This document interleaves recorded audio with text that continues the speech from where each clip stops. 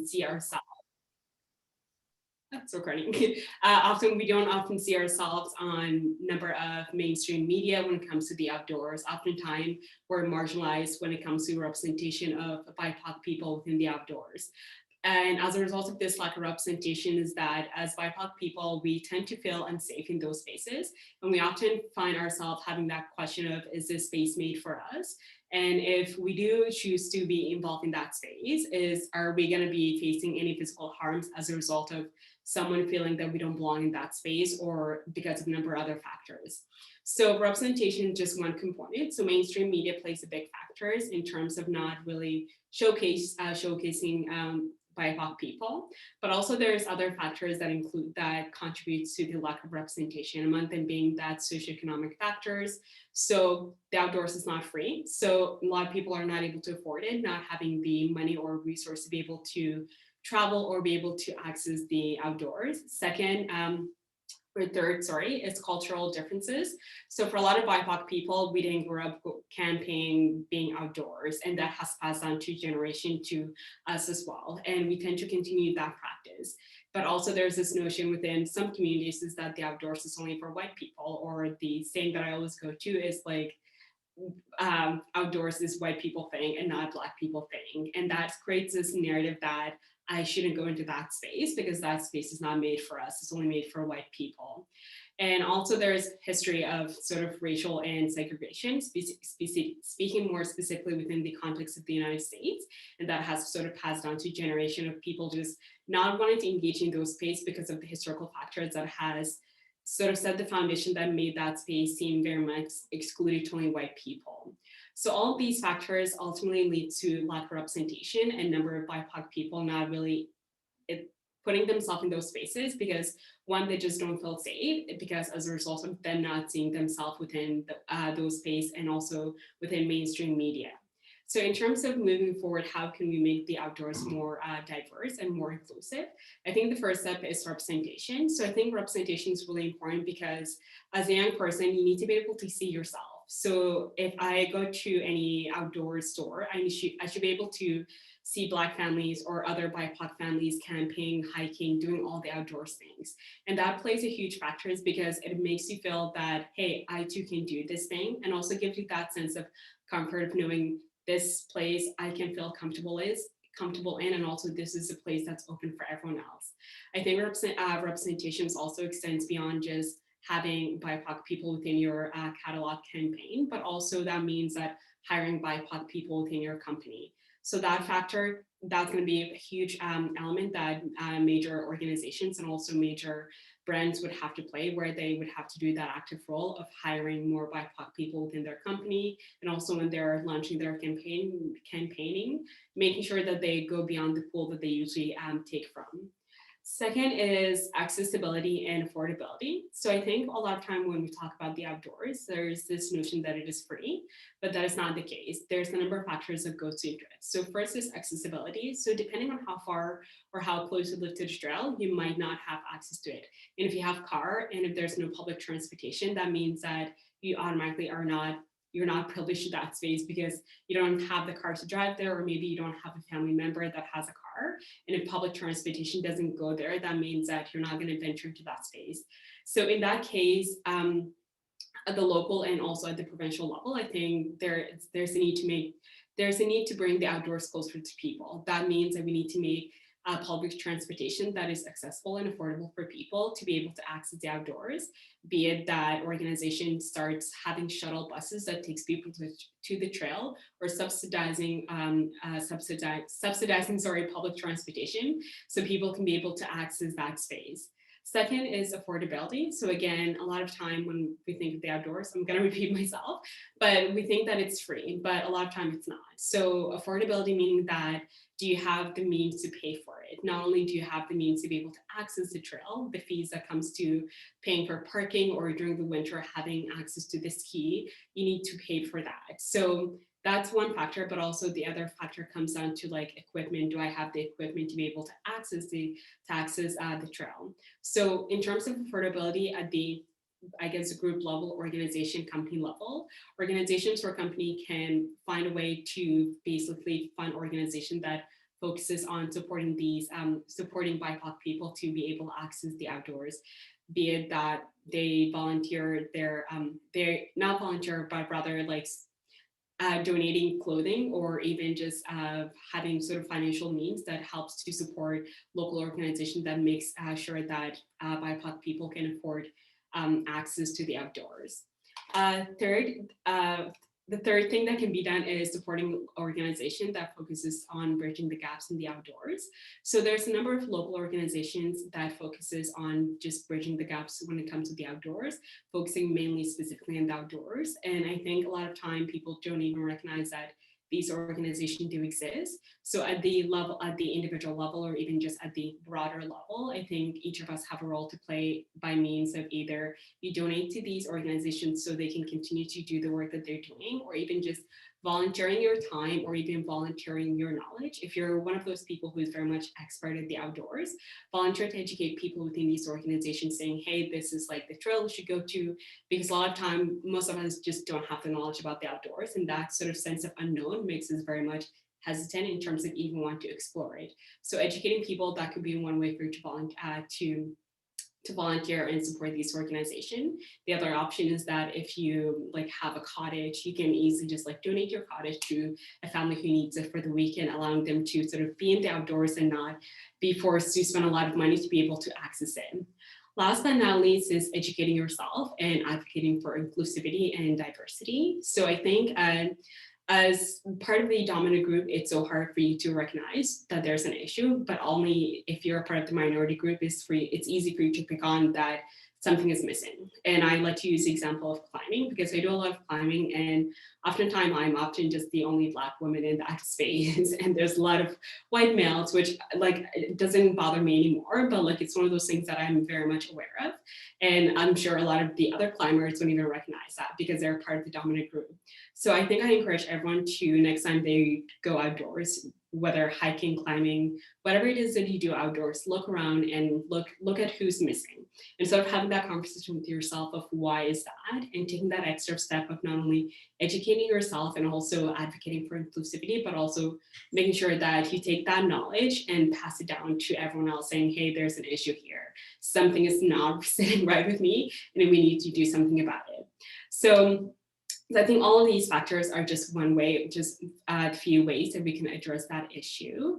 And I think in the context that we're living in right now, where the outdoors is essentially the only means for people to feel a sense of being normal, because we're just so stuck indoors, I think we need to make it more accessible. We need to make sure that everyone feels safe, and that we make sure that it's accessible and affordable for everyone else.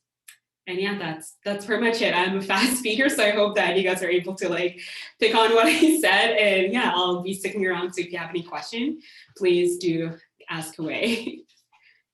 Awesome. Thank you so much, Beatrice. We really appreciate you taking time out of your day to come speak and touch up on some of these super important issues. One huge takeaway that I got from that was kind of the difference between equality and equity. And this is something that Tara spoke about yesterday when we were talking about the Greenways for All research. And equity kind of takes into account that, we're not all born equal. And there are some people that inherently are born with privilege. And that can totally be shown in outdoor spaces. As you said, when you're out climbing, it's all white male. And very white dominant. So it's important to kind of empower groups and other nonprofits that are giving these tools and other resources to people of color in order to bridge that gap.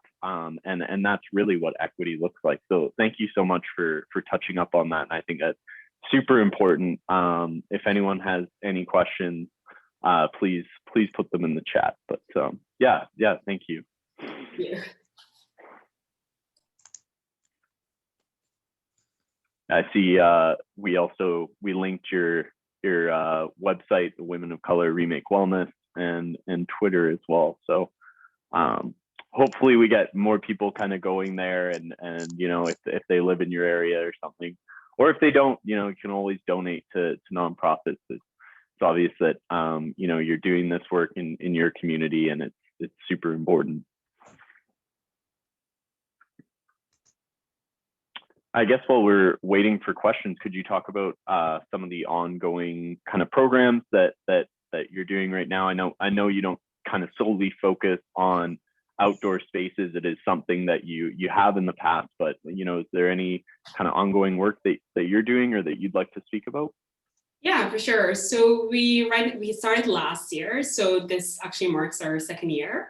And so far, one of the things that we're trying to really work on is developing more resources, which is something that we've noticed is definitely missing within the Ottawa area.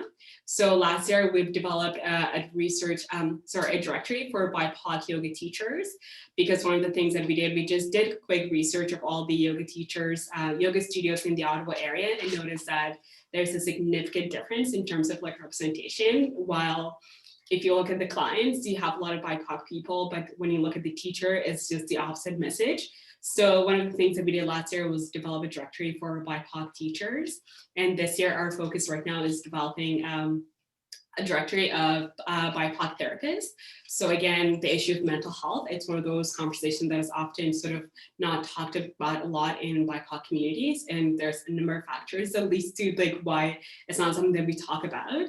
But also when it is talked about, or as a BIPOC person, when you're trying to look for a therapist, it's hard for you to find a therapist that can sort of understand your experience of being, be it like a Black woman or whatever it is your background. It's very hard to find one.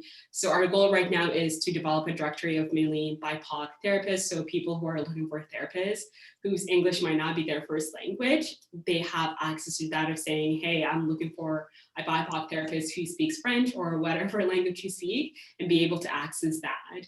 And we also host a number of online, sort of similar to conference, but not really conference, so discussions. So one of the discussions that we had last year focuses on the issue of diversity in the outdoors.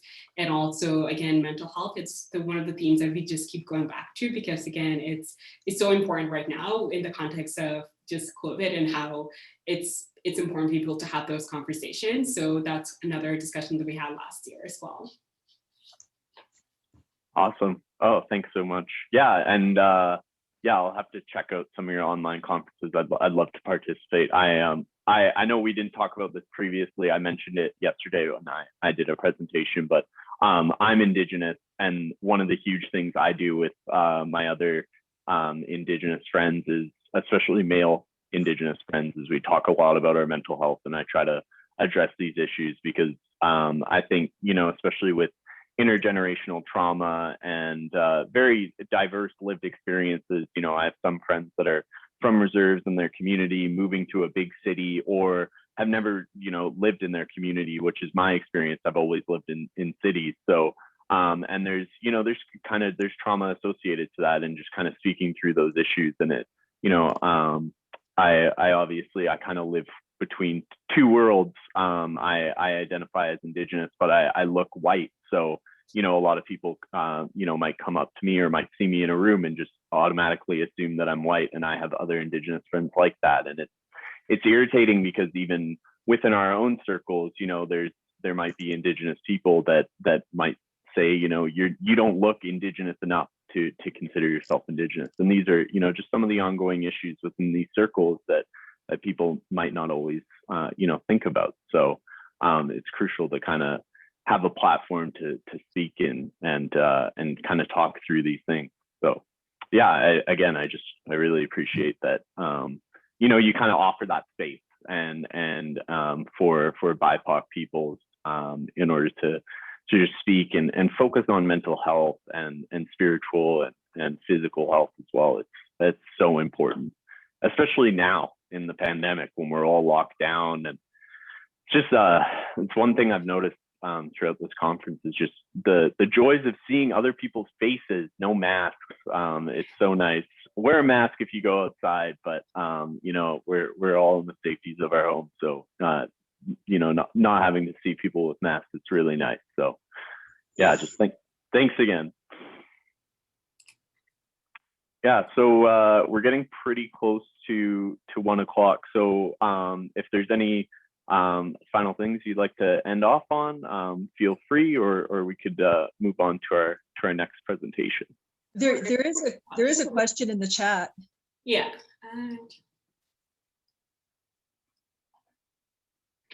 I guess in clear, what do you mean by my background?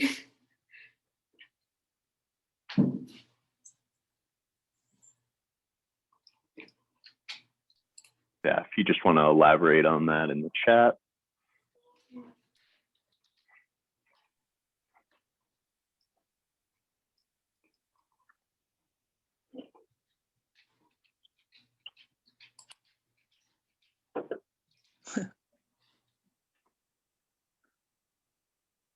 Yeah. I would suspect it might have to do with cultural background. Okay. Just growing up as a Black person in Canada. Mm-hmm. But Yeah, so I think, yeah, having my background definitely does help a lot. And also just using my own personal experience. I'm like I had in terms of like mental health, it's one of those things that I experienced by myself. I experienced personally and had to have that conversation with my family of saying like, this is what I'm dealing with and trying to like make them understand. And I'm able to use sort of that knowledge of when I am talking about like mental health, how can I use that sort of narrative or that knowledge of saying, hey, I do have experienced that, and sort of be able to use that, I guess, language, which is really hard. I think a lot of time when people think of mental health, it's from the Western perspective, it's so easy to say this is mental health, but when you're talking about someone from a different background, that notion of mental health, there's like no word for it. So it's hard to conceptualize of what it means. What do we mean by mental health? So I think, yeah, I think my background is definitely an asset, and just my background and also personal experience definitely play a big role in making sure that people sort of understand and make people feel a little bit more comfortable, because they're able to recognize, I guess, their own personal experience when I talk about my own experience. For sure. That was a great, really eloquent response. Thank you so much, Beatrice. And yeah, we're just passing the 1 o'clock point now. So I'm just going to give you one last shout out. Thank you so much. We have the links in the chat for Women of Color Remake Wellness. Go check them out, go donate, go volunteer if you're in the area. I'm sure Beatrice and her organization will really appreciate it. And yeah, just thanks again. Thank you for having me. No worries. This will give me a good opportunity to introduce them. So Bon Thornbury, they or them, is a self-described queer feral cat who is most at home outside. Whether outside, in nature, or outside boundaries and boxes, they're almost always following new horizons. Bonnie's hiking resume spans peaks on 4 continents and includes around 5,000 kilometers on Canada's Great Trail, from Vancouver, BC to the Kawarthas in Ontario. Currently, Bon is waiting out the pandemic with work at a women's shelter and at the University of Ottawa, where they are vocal about equity, diversity, and inclusion with a focus on all things gender. When COVID is over, they look forward to completing the Newfoundland, Ontario section of the Great Trail. In the meantime, they're keeping busy building an off-grid yurt and rebooting their podcast, Gender Blender. Follow on Instagram at Thornbury or online www.bondvoyages.ca. Hi, Bon. How's it going?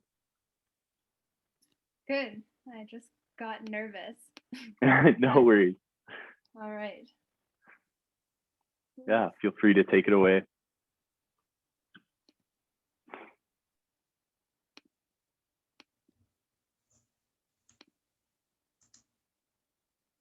All right. I think you should be able to see my screen now. Yep, looks good. Great.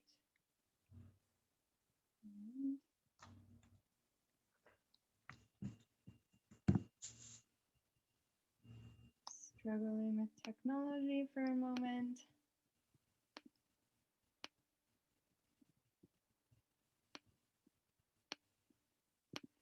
All right, so my name is Bonnie, and I'm queer and genderqueer. My pronouns are they, them, and I'm a white settler of Scottish and Irish origins going back 7 generations, and I'm currently located on the traditional territory of the Haudenosaunee, Ganigahawgwa, and Wendake Neonwensio, which is currently known as Eastern Ontario.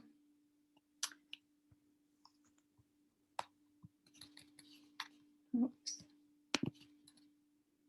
So from May to November 2019, I had the great pleasure and privilege of solo hiking 5,000 kilometers from Vancouver, BC to the Kawarthas in Ontario, following for the most part the Great Trail, formerly known as the Trans-Canada Trail. The Great Trail in its entirety spans 27,000 kilometers and intersects with all of Canada's major cities. The green lines you can see on the map here are the land-based trail, while the blue sections are water trail. When Trails BC invited me to present, they were rather open in terms of the content, but they did say that a reflection on my experiences walking halfway across Canada would be inspirational, no pressure, and that the audience would be a mix of trail enthusiasts, trail builders, and community leaders at local and provincial levels. So with that in mind, I've divided my presentation into two sections: an overview of the planning, logistics, and frequently asked questions, and a second section reflecting on something that I thought about a lot while hiking that boils down to walking while white and invisibly queer. I think that we should have time toward the end of the presentation for questions on either of those two aspects of the presentation, but please feel free to type them in the chat throughout if you have any questions. So the first question I usually get is why, which requires a bit of context. In undergrad, I minored in Canadian and Indigenous Studies, and during one of my first courses, the prof presented a table listing Canada's 10 provinces and 3 territories, and the percentage of population that identified with province or territory before nation. Of these, only Ontarians and Manitobans reported identifying as Canadian before Ontarian or Manitoban. In other words, people in all other provinces and territories identified most strongly with a regional culture before a national one. This was surprising to me, so much so that it stuck with me all of these years. I grew up in Ontario and always had the impression that there is a unified Canadian culture from coast to coast to coast, and believed full-heartedly in the narrative that Canada is among the greatest nations on earth. Over the course of my studies, I gained a more accurate understanding of how Canada was founded through broken treaties, trickery, and the displacement and genocide of Indigenous people. How Black United Empire loyalists who helped establish this nation were guaranteed land but eventually displaced and never given basic rights in exchange for their loyalty to the crown. How Chinese immigrants who built the railway were recruited with the promise of a new life in Canada, but were paid inadequate wages and turned out when the work was done. That is, if they didn't lose their life in the process. How racism, white supremacy, patriarchy, and colonialism stretch forward to the present day in our immigration policies and treatment of migrant and domestic workers, in where we locate environmentally sensitive projects, environmentally toxic projects, and who lives there, in who owns land and generational wealth. Truly, regrettably, I could spend the next hour detailing the ways this nation falls far short of the welcoming, multicultural, true north, strong and free narrative that I grew up with. But to sum it up, the more I've learned, the more disenchanted with Canada I became. Fast forward a number of years to the Canada 150 celebrations, when the Great Trail was officially connected from coast to coast to coast. I had already been considering a long distance hike, and on the heels of the Truth and Reconciliation report and what seemed like brighter days and a reckoning with our dark past, walking the Great Trail seemed like the perfect opportunity to have a good look at this country myself, to fall back in love with Canada, to meet Canadians, to see what we're all up to, the people, the land, the plants and animals, the threads that connect us as a nation, and the local cultures that set us apart. Spoiler alert, walking this continent will fill your boots and then some in digging into these questions. So there's that small task, and then the more general curiosity of trying on a different pace of life. As I wondered in my first blog post, what will it be like to spend weeks on my own? days and weeks disconnected in nature? Will this country strike me as vast and varied when viewed at human pace? How long will it take for my senses to sharpen? Will I fall in love with life in motion? How many gas station peanut packs can I tolerate? Will Mech grace me with discounted gear? What will I miss? What will I fear? What will it feel like to stand in a prairie wheat field in a warm summer breeze? So with that in mind, on to some of the logistics of the Great Trail. Step 1, planning the route. Although I had a lot of experience with backpacking before tackling this walk, the Great Trail is my first through hike, and I honestly wasn't sure if I would make it. So I gave myself a lot of space, broke this enormous project into smaller goals, and gave myself permission to shift the goalpost or change the rules of the game as much as I needed. My first goal was just to see if I could make it from Vancouver to Hope. When I got to Hope on time, to my great surprise, I set my sights on Tulameen, and then Nelson, and then Calgary. Eventually, I found a rhythm walking 25 to 30 kilometers a day, so I planned my route by mapping the distances between towns or gas stations in more rural areas where I could fuel up for the next stretch, breaking those distances into 30-kilometer chunks and then planning my food needs accordingly. To keep on trail and plan the trail distance, I used Google Maps to find the food stops and the Great Trail app, pictured here, to map out the exact trail distances between towns, and supplemented this with the Garmin Earthmate app, which connected to my GPS.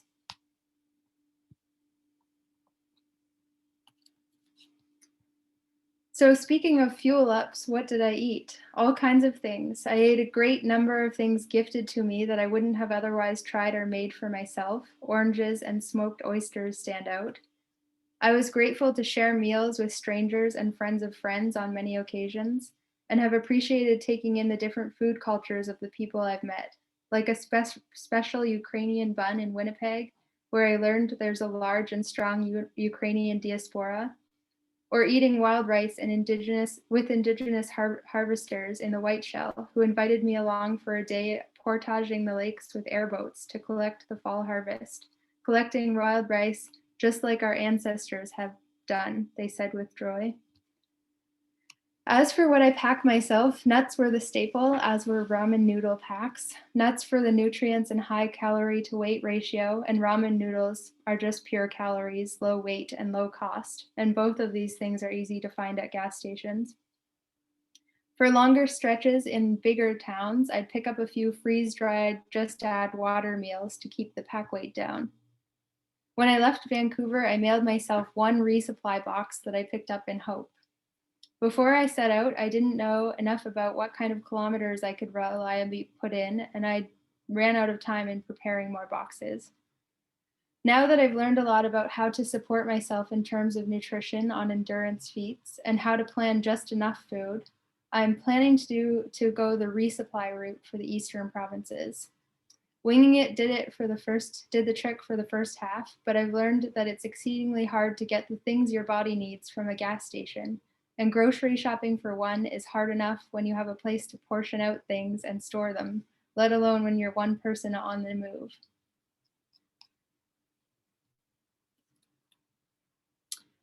The one thing I won't be cutting, though, is all of the treats, because as the saying goes, a treat a day keeps the hiking pants from falling away.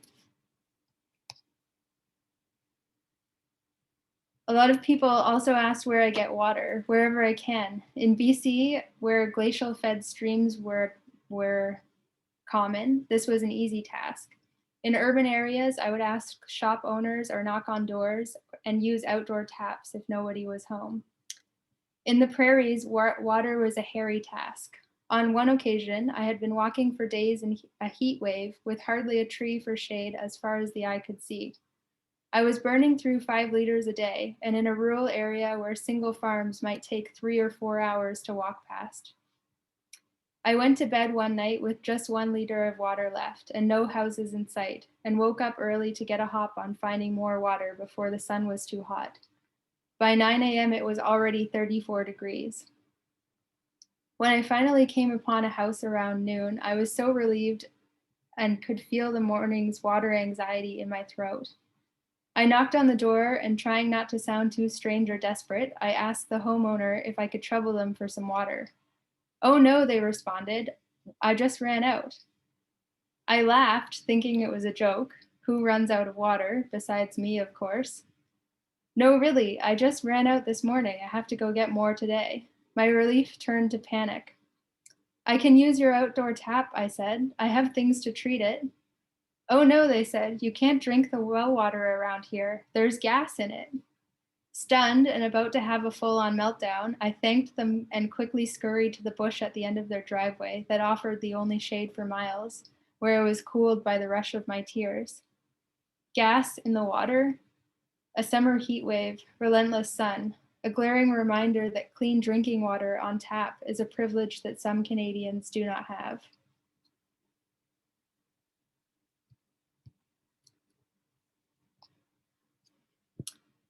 How did I cook on the trail? I started out with a biofuel stove, which I actually love for its versatility and how it folds up so perfectly flat, but I soon tired of the time it would take to gather enough sticks to feed it and the annoyance of carting around a sooty pot.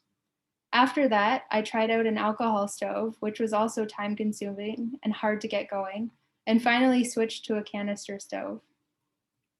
Since completing the western half, I've learned a lot more about cold soaking meals and going stoveless, and I'm thinking I'll only carry a canister stove for the cold shoulder season months of the eastern trek. Where I slept, everywhere and anywhere. Most often, I tried to find a spot just off the side of the trail to pitch my tent. I usually started scouting a spot an hour or two before sunset, and would walk anywhere from a few minutes to an hour or more until I found a spot that felt like a good home for the night. Sometimes I was invited to pitch my tent or offered a bed by folks I met on the trail. Other times I made arrangements with friend of a friend connections. On one particularly fortuitous stretch in the prairies, someone I met on the trail passed me along to their friend 30 kilometers down, and so on for 4 nights in a row. I can't tell you how much of a relief it is to know where you're going to end up each night and that it's going to be safe. I was so grateful for these trail and friend of a friend connections and the power of community and networks to open doors. Sometimes, especially through the prairies where it's quite impossible to tuck away unnoticed, I approached homeowners and asked them if I could use their lawn, either because I was uneasy about the surrounding area or I wouldn't be able to make it past a residential area before dark. My go-to tent strategy, as much as possible, was to pitch my tent with one wall against a natural barrier, a tree, a building, water. That way, if a critter, or worse, came for me in the night, I'd have one less direction to plan them coming from.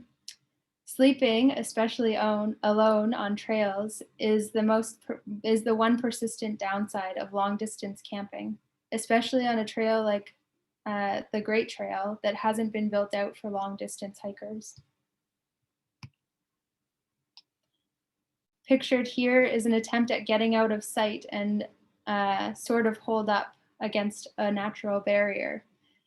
It was getting on and I was losing sunlight, but I had been on a built-up rail trail outside of Princeton, BC, and to the sides were steep banks on either side, dropping into a fenced-off farmland.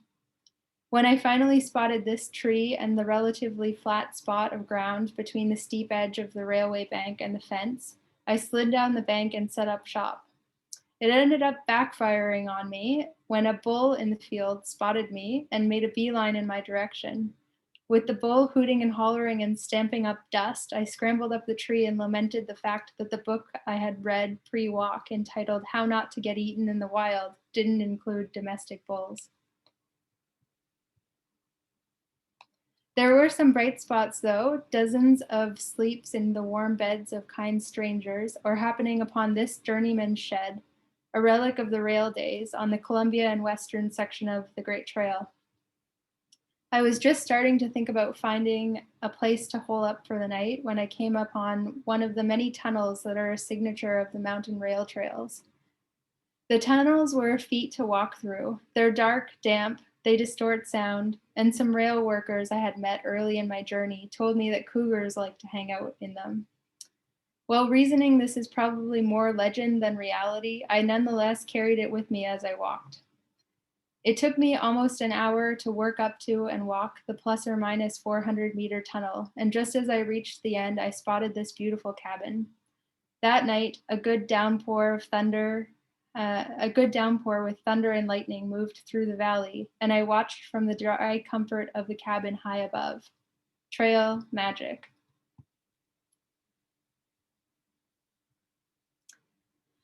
People often want to know how you stay safe on trail. So I used a Garmin InReach Mini, which I love. It tracks my distance and pace, has an SOS button, and sends text via satellite.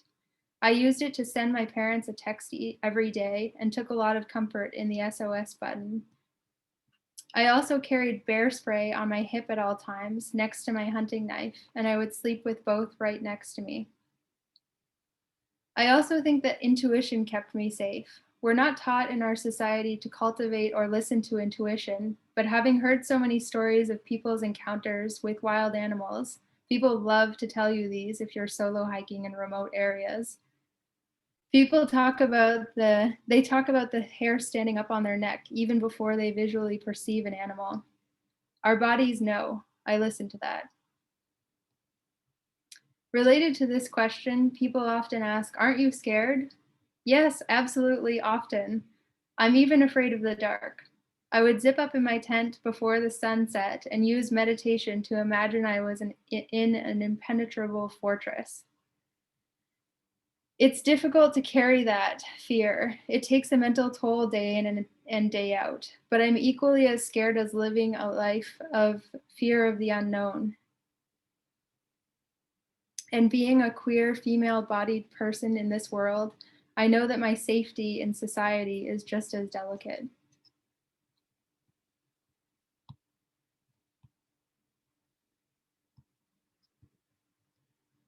So what does the trail look like?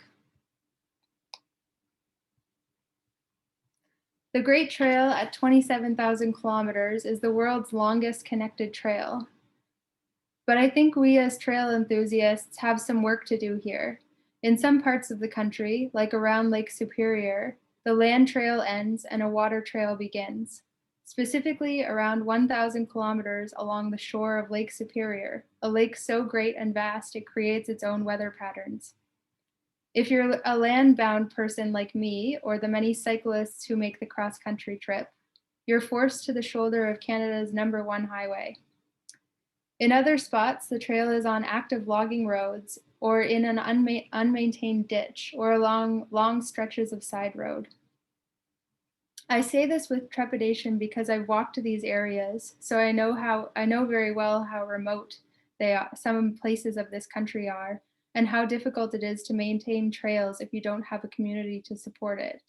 But to say that the Great Trail is connected across 27,000 kilometers is misleading and somewhat irresponsible when the provisions, places to refuel, to camp, to be safe from the dangers of motorized transportation, just aren't there.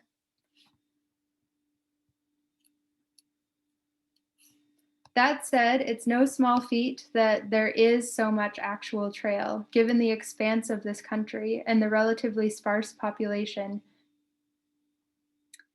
The Great Trail is an incredible feat, and huge spans of it offer the amazing and varied terrain you see in the photos here.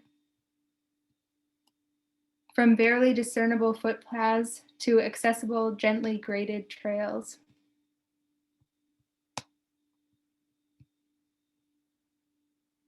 People often ask how I prepared for this walk, and although unintentional, there were a few things that really helped me along the way. The first was having a regular stretching and yoga practice and keeping limber with that on the trail. I had also developed a regular meditation practice before setting out, which helped me to work through fear, through body pain, and even cold nights as winter started to set in towards the end of my walk. I also built up a lot of hiking and backpacking experience over my years living in Vancouver, which certainly came in handy. But also, as you'll see in the picture here. I picked up many tricks and tips as I went, like this one from a member of the Warm Showers biking community.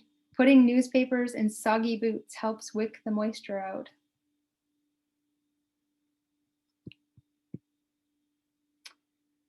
On to the gear. I can come back to this later if people are interested in my major learning curves and my now semi-expert recommendations, but for now I'll just say this. This is what I started with.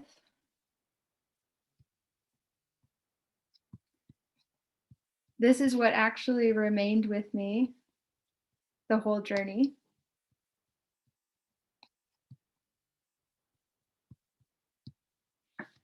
These are the things that I swapped, dropped, or added as the seasons changed. This is the list of completely unnecessary things that I thought I might need when I set out. And these are the things that I'm thinking about changing out or dropping for the post-COVID time when I carry on eastward.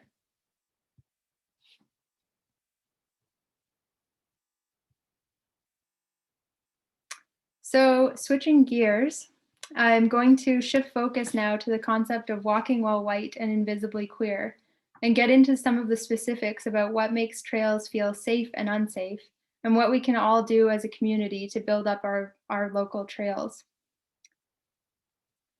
First of all, walking is a privilege. To be able-bodied is a privilege. I think of how many trails were built with me in mind, compared to the number of trails built and maintained with accessibility in mind. Then there's walking while white, the privilege of being white.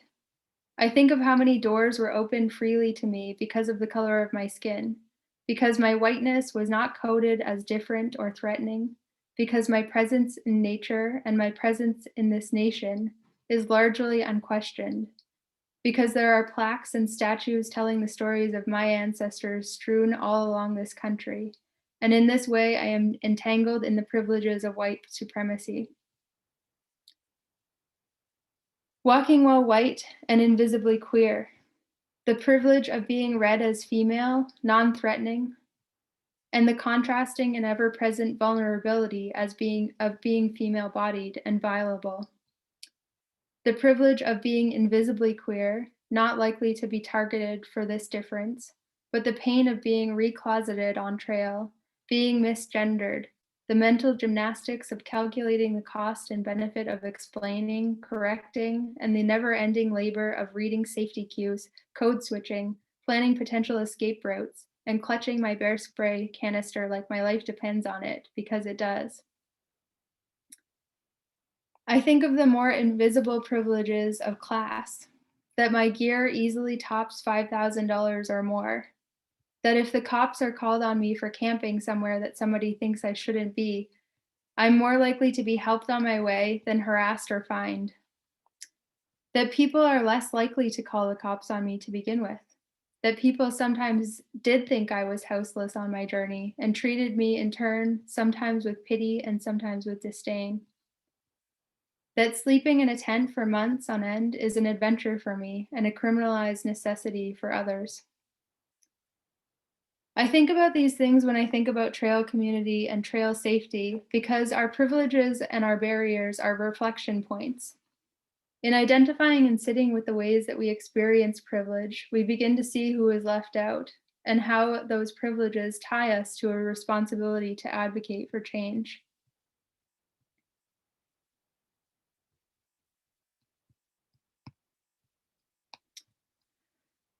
So with that in mind, what makes trails scary and unwelcoming? The first and biggest thing that you can see and experience on a trail are bullet holes, bullet casings, and vandalized trail signage. It gives the impression that the local community has little regard for the trail community.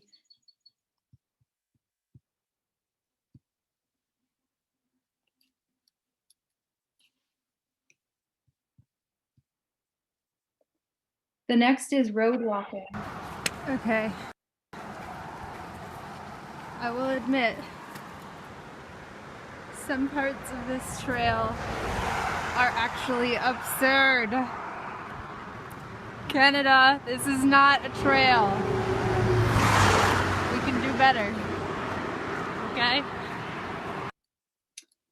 So as you can see from that video, it's noisy. Vehicles kick up rocks. They're moving at fast speeds. It feels unsafe and vulnerable. We also know that people go missing from highways with long stretches between towns and a highly transient, non-local traffic flow. Of course, this is a massive country, and connecting trails over long distances might sometimes require overlapping modes of transportation, but we can still try to do better, like ensuring adequate shoulders.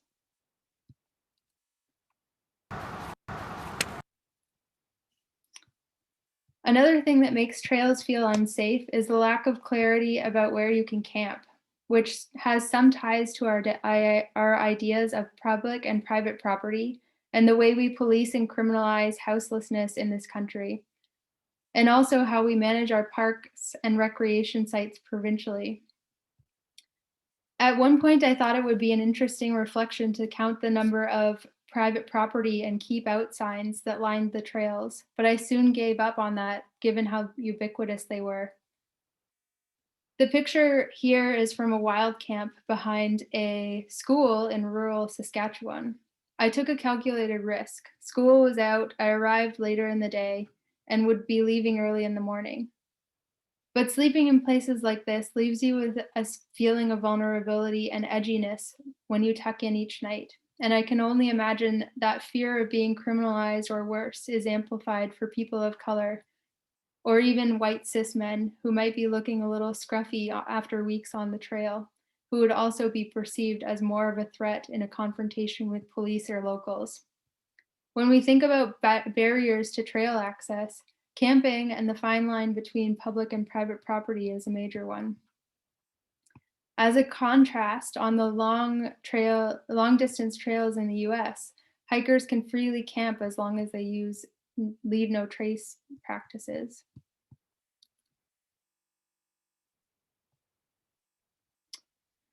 Finally, as a queer person in particular, gendered outhouses make trails unwelcoming spaces.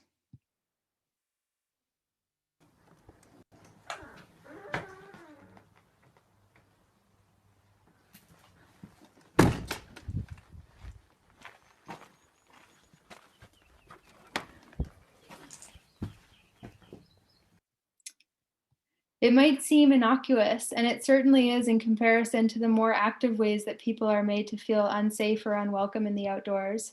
But it's one more site where your identity as a queer person is policed or othered, and it's entirely unnecessary. As you could see from the video, the outhouses both had identical infrastructure, and I assure you they both smelled identically awful.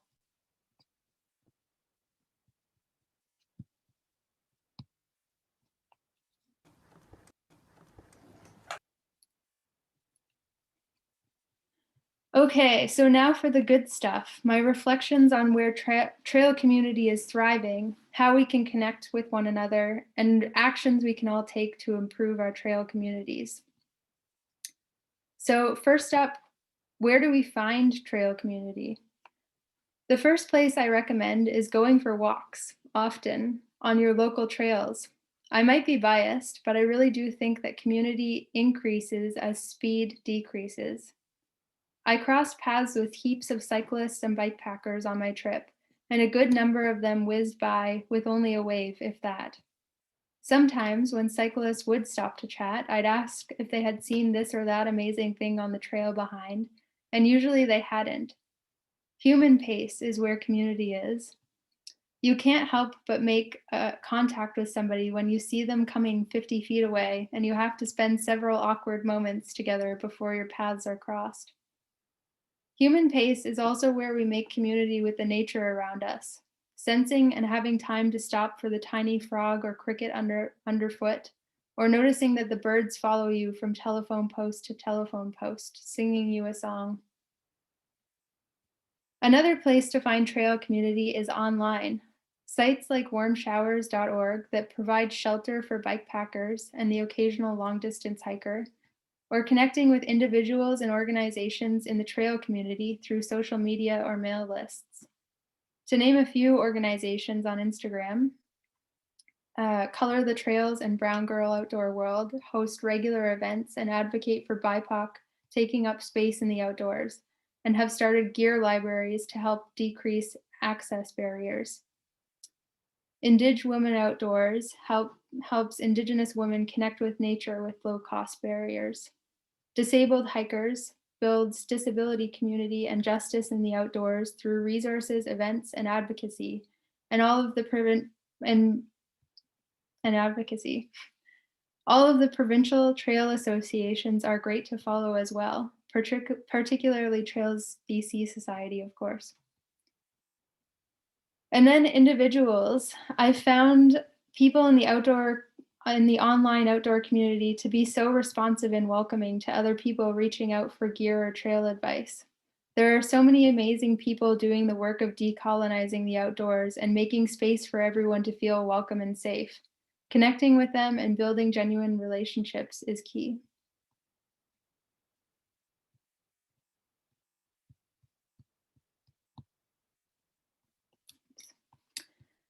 How can we build trail community, especially, at a policy level and as outdoor collectives? We can also question the concept of private property in this country and educate ourselves on and support advocates of the right to roam, which is based on the ancient English right of public access to and responsible use of private lands. We can also educate ourselves on Indigenous calls for land back, Indigenous understandings of relationships to land, and think about how right to roam might complement or support calls for land back.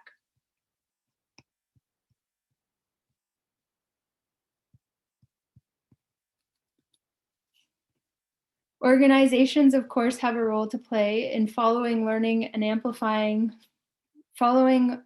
from and amplifying and paying individuals and organizations already doing the work. More tangibly, though, one of the strongest builders of community that I encountered on the trail were trail registers, which were numerous on the Kettle Valley and Columbia and Western rail trails. For an inanimate object, trail registers are one of the strongest ways to effectively invite people to stop and engage, to share their own stories and to engage with others. I feel really grateful that I started my journey in BC and encountered so many trail registers in the beginning of my trip, because they really did buoy me and made me feel safe and seen despite walking alone. I would read the entries of other people, other long distance hikers and cyclists, and people on wheels who would eventually lap me would often stop and say, "You must be Bonnie, we've been following you." Trail registers are also a touch point between motorized recreation and self-propelled, two communities that are sometimes at odds with one another. ATVs or motorcyclists would likewise read my entries and would stop to chat when they caught up to me, and this provided an opportunity to thank them for slowing down and talk to them about the trail. One day, I pitched my tent to wait out a lightning storm and woke up from my nap to this note pictured here that was tucked under a rock from two cyclists who had been following behind me. It reads, "Hey Bonnie, we think you may be Bonnie. We have been following you since the Kettle Valley Rail Trail and have been so excited to meet you as we saw we were getting close. We're cycling Vic to Calgary and Ottawa to St. John's. Safe and happy journey for your remainder. We'll be thinking of you." I mean, if that's not an advertisement for more trail registers, I don't know what is.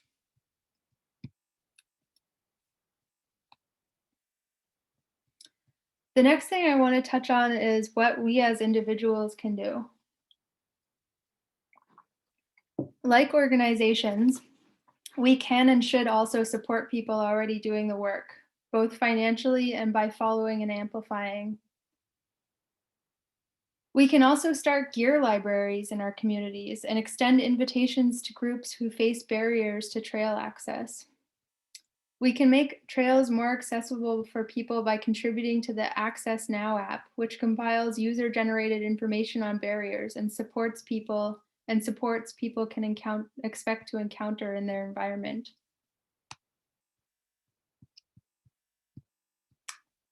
Another thing I thought a lot about is how we as a trail community can let people know that they're safe here. I thought a lot about shops that put the pride flag in their windows and thought about whether organizations could do the same thing.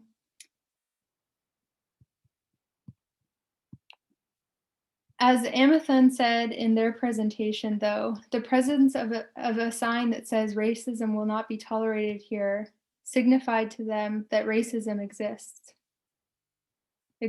there. Worse, if these signs end up being shot out, it does more damage than if they didn't exist in the first place.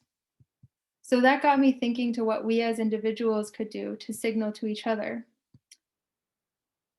When I was walking in Northern Ontario on a lonely back road in late fall, I came upon a house with a pride flag and a Métis flag, and I immediately felt so much relief knowing that someone here is flying this flag with pride, so maybe I could belong here too.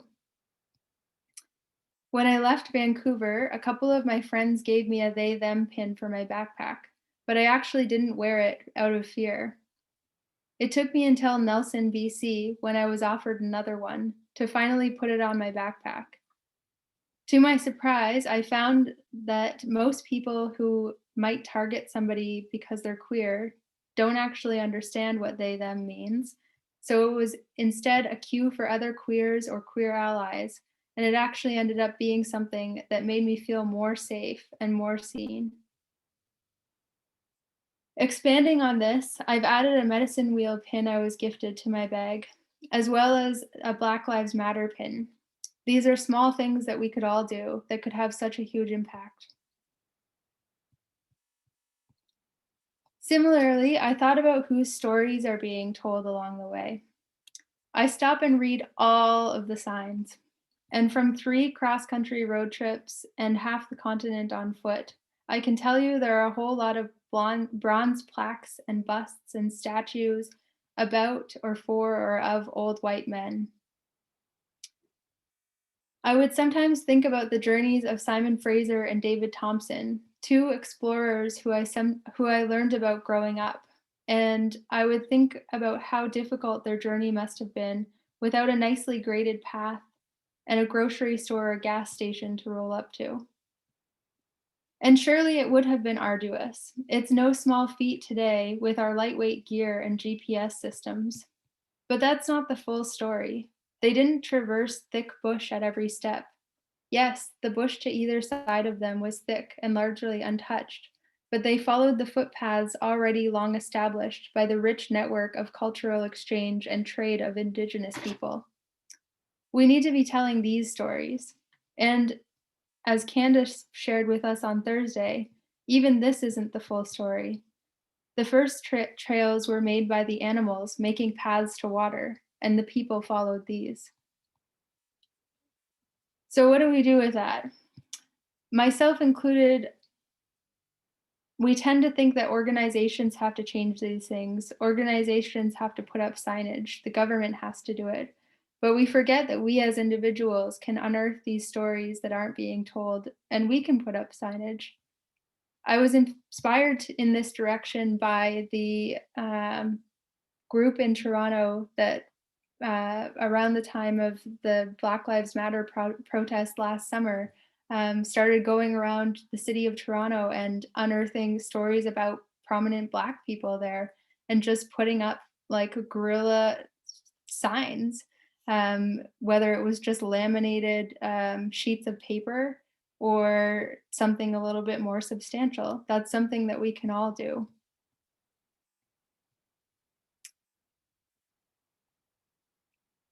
Another thing that I invite us to do as trail users is to really engage with the treaties.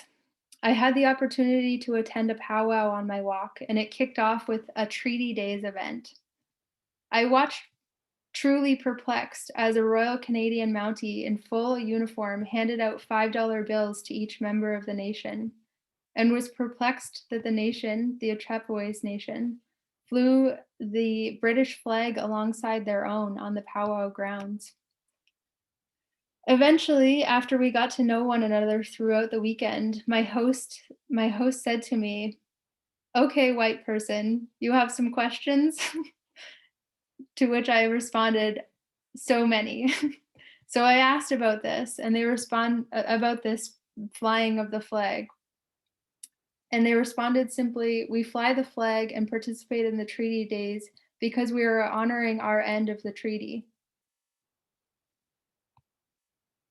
Something that was really brought home for me that weekend is that we are all treaty people. And since then, I have challenged myself to actually read the treaties of the land I'm acknowledging and recreating on.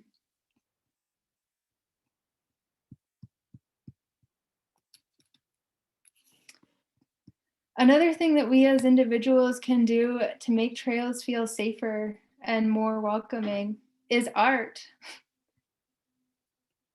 These pictures here are rocks that I found along the side of the trail with just nice messages. This here is a stone heart that somebody had made in the river, and you can see how big it is by scale with these people. This is a just a yarn thing that somebody added to a trail sign. This is some stone / metal. I think these things are made out of old leftovers from the rail. Another stone in a different town. These are things that say that the creative spirit lives here and makes the space more welcoming for everyone. And this is something that we can all do to make our own trails more inviting.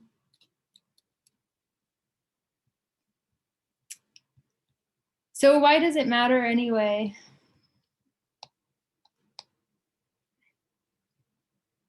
It matters because trails are a touch point for community. Think about how much you notice when walking compared to driving. When we remove the barrier of a vehicle, we can experience so much more. The Trans-Canada Trail is really a unique opportunity because it's a largely urban trail compared to many other long distance trails. It intersects so many cities and so much diversity in terms of human culture. So it matters because this can be a spot for Canadians to learn about each other and for us to tell stories that haven't been told before. It matters because trails are where we meet ourselves and where we meet each other. We know that there's a lot of pain in the world right now, and we know how healing nature can be.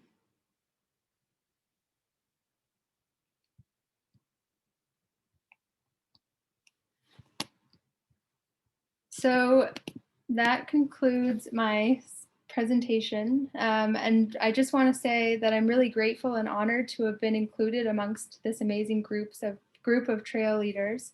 And I'm really grateful to Trails BC for the thought and care that clearly went into bringing different perspectives into the conversation. I myself have learned so much and been so inspired by the number of common threads throughout the symposium. And I'm truly grateful that this work is being done to make trails feel safer and more welcoming to more people. So with that, we'll open it up if there are any questions.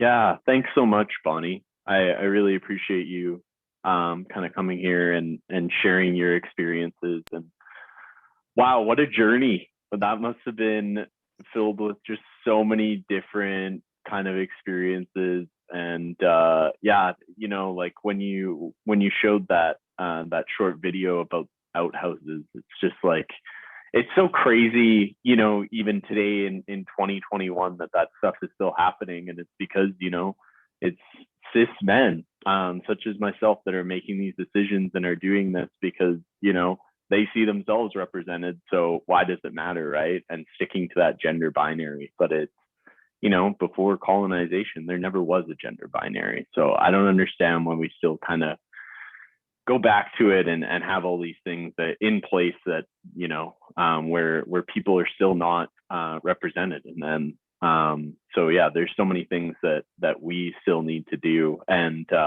yeah, that I appreciate the shout out as well, Trails BC, when we were coming up with this symposium and the speakers, that was the first thing that we were looking at, and that we agreed on, is we need more perspectives. We've all seen outdoor recreation conferences that focus on the perspectives of white men and an older white privileged men, and we wanted to showcase something different. And so having diverse perspectives and understanding that, not all of outdoor recreation is focused on, cis privileged older white men, and there are others out there that, that aren't properly represented in these spaces. And I'm so grateful that you were here to share, especially right after Biatris, and sharing, as a person of color and as someone with a diverse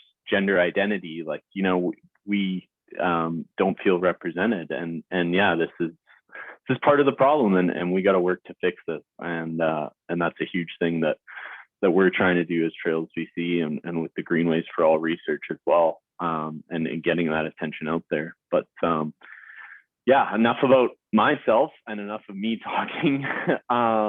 If anyone has any questions for Bonnie, please put them in the chat.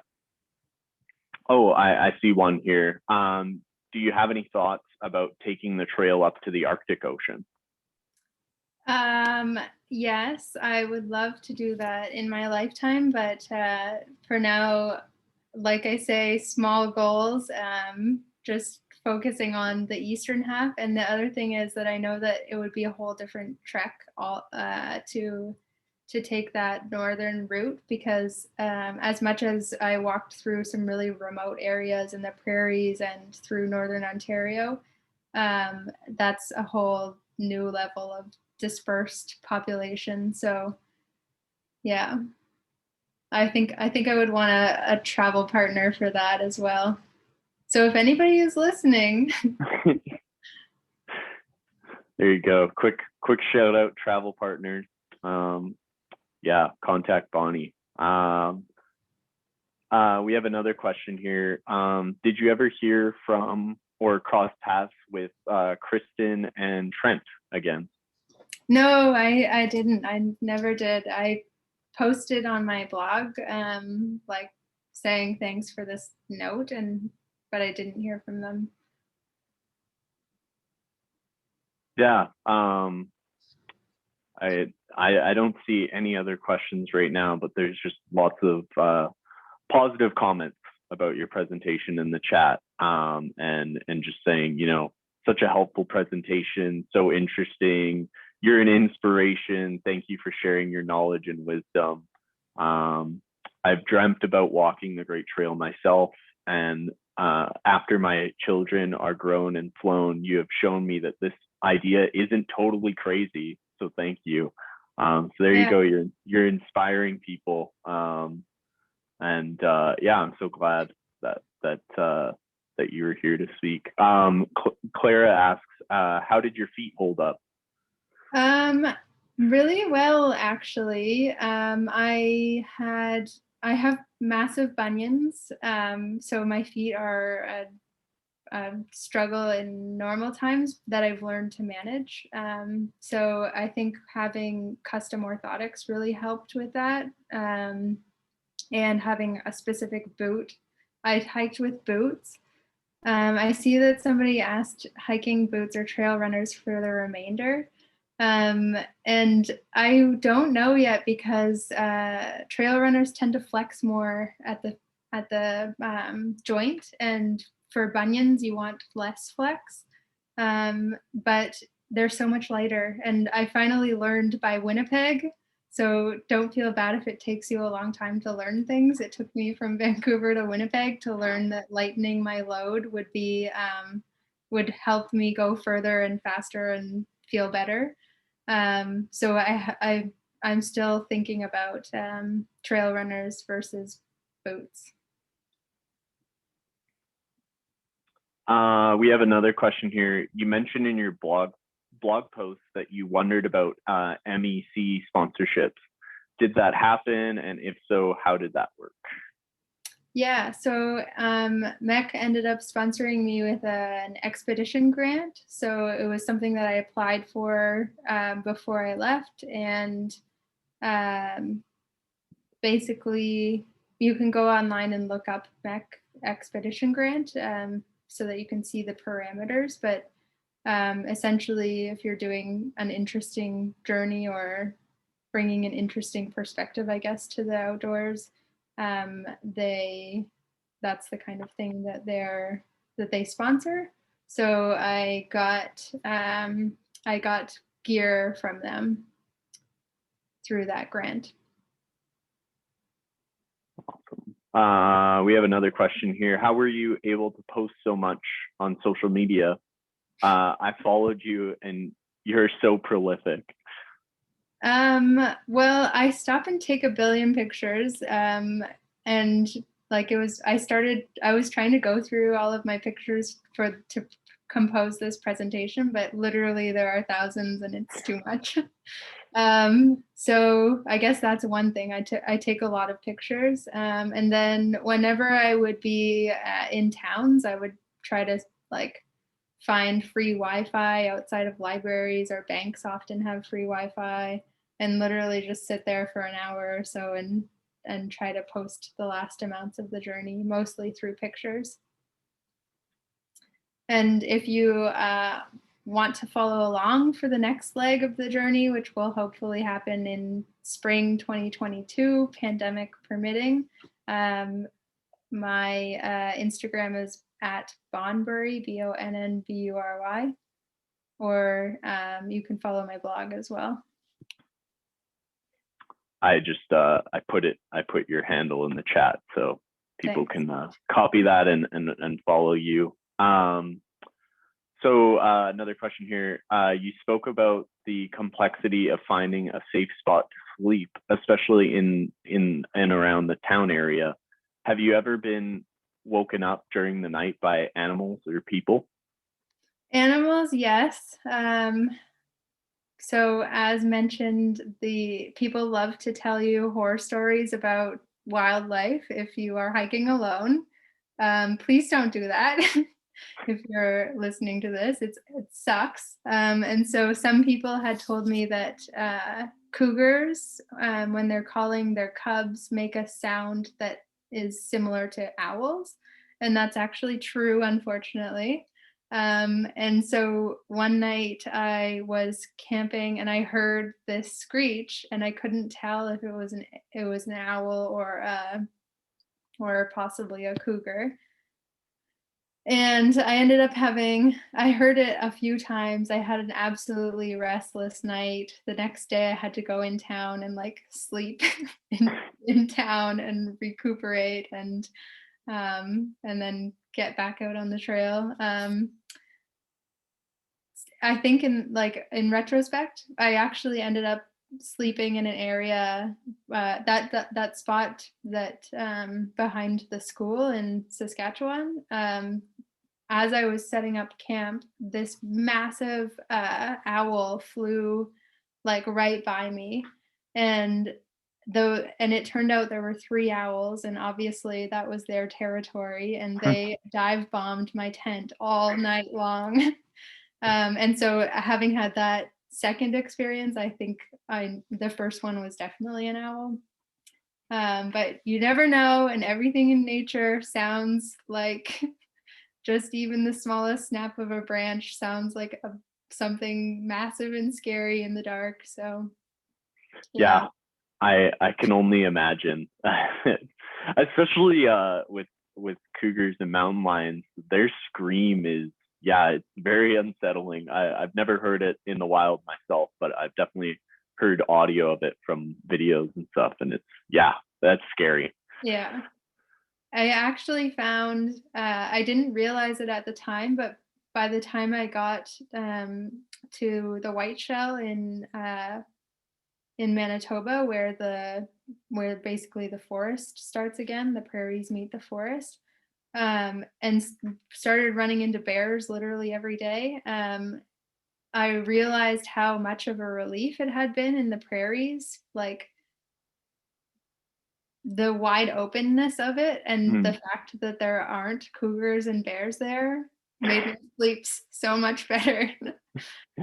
No doubt. Yeah, that old adage that you can watch your dog run away from your house for a couple kilometers. Yeah. That's yeah. We have a question here. Can you talk about perceptions of gear in Canada versus how it changes for continuous through hikes versus shorter multi-day hikes, and how that may impact access? Gear in Canada. I'm gonna try to read this Okay, question. no worries. Well, I don't know. Can you say more about that actually?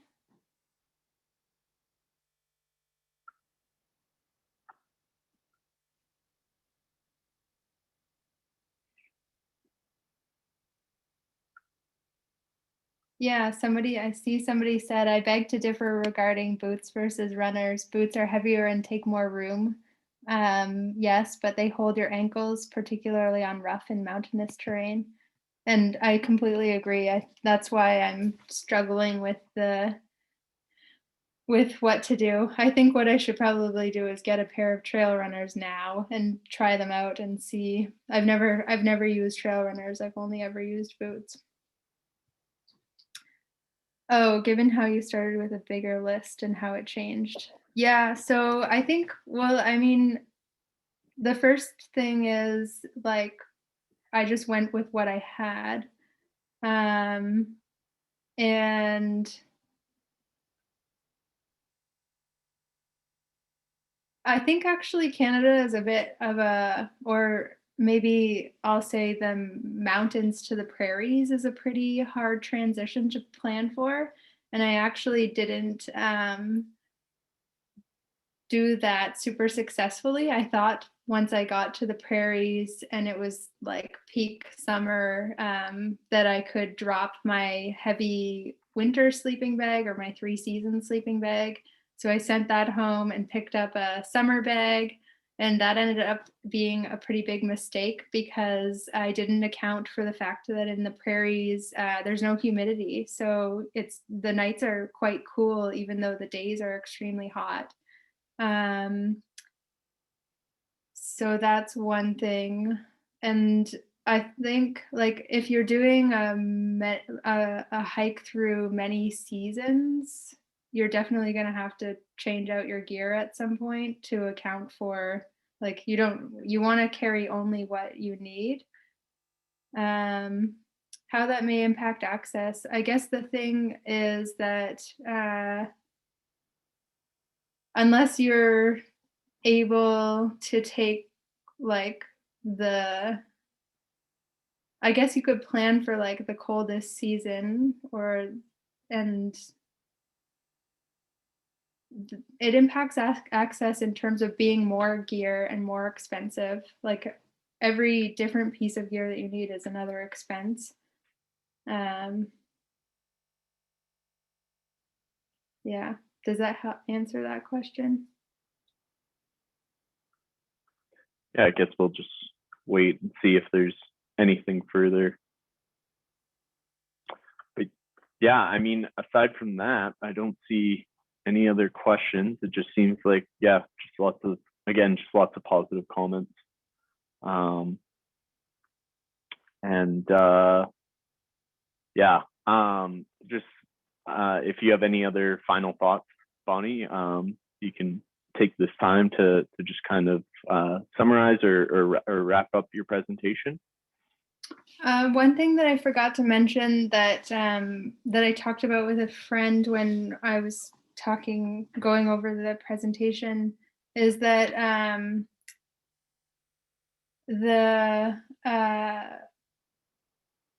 the like putting pins on your like putting your pronouns on your backpack you should only do that if that feels safe to you. And often it's people of other communities who are less it's probably easier for you if you are a cis person to put your pronouns on your backpack than it is for a queer person. And likewise,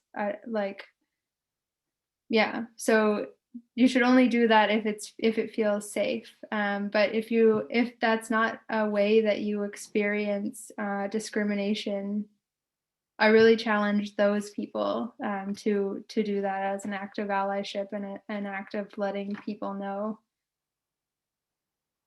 Yeah, no, thank you so much, Bonnie. I really, really appreciate that. And yeah, something, we can all work on, because if you don't have that lived experience, it's super important to either learn from those people that do have that lived experience, and become educated on that in order to be an active ally, as you said. So it's something us as a trail organization we have to work towards as well, in order to, again, just go towards equity and inclusion and accessibility for everyone.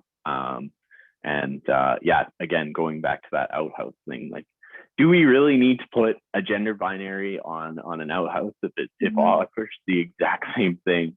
It just must be so irritating. I have the privilege to be irritated as a cis, male identified person. So I can't imagine what it must feel like to be excluded for something like so dumb.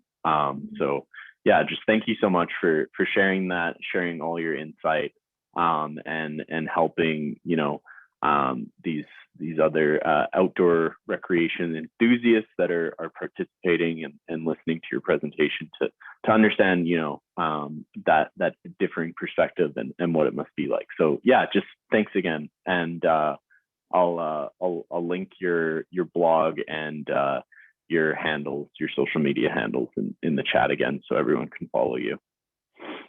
Great. Thank you so much. Thanks everybody for attending. Awesome. So yeah, we have a bit of a break before our next presentation. So our next presentation is at 3:00, and it will be the story of Trails BC. You won't want to miss this.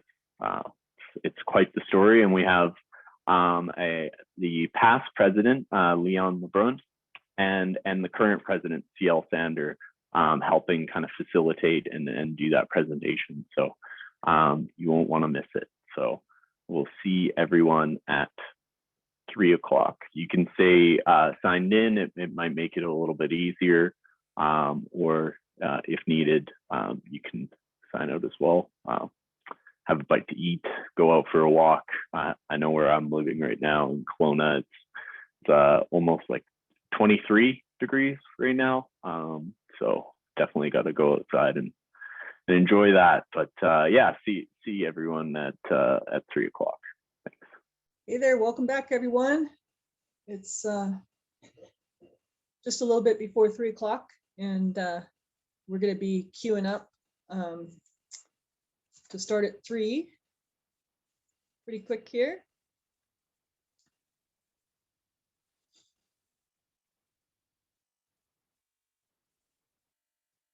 We don't need to record this, do we?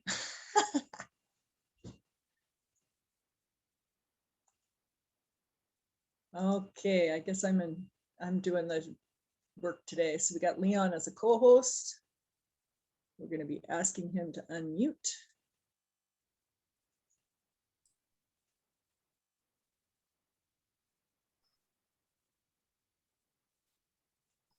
I get a camera too? You need to turn on camera on your end, I think. Video. Start video. Oh, that's scary. It is scary. So I think I'm spotlighted right now. And I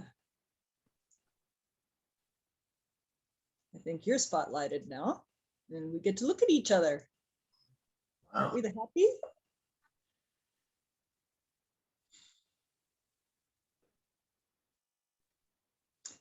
So I went outside and, oh, why am I unmuted? Oh, I know why. Okay.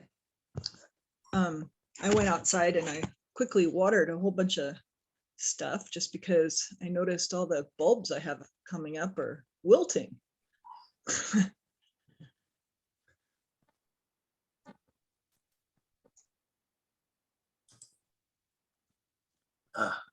that's better. Okay, people are coming online now. So yeah, you got to keep your video on, Leon, and then let's make sure that you've got the screen share happening. All right. Do you want me to put it up? Yeah, I think so, just to make sure everything's good. Let's see here. How do I do this? Okay, I put it up.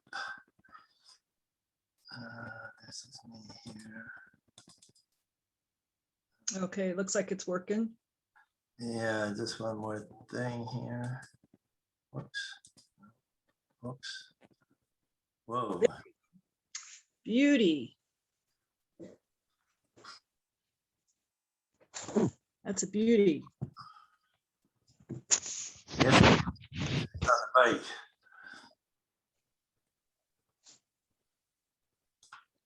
Hmm.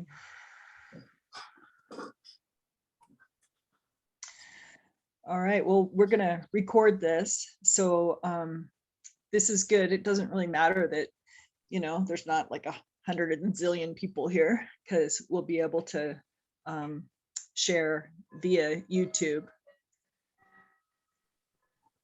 And who knows, maybe if I flub up too bad, I might be able to cut stuff out.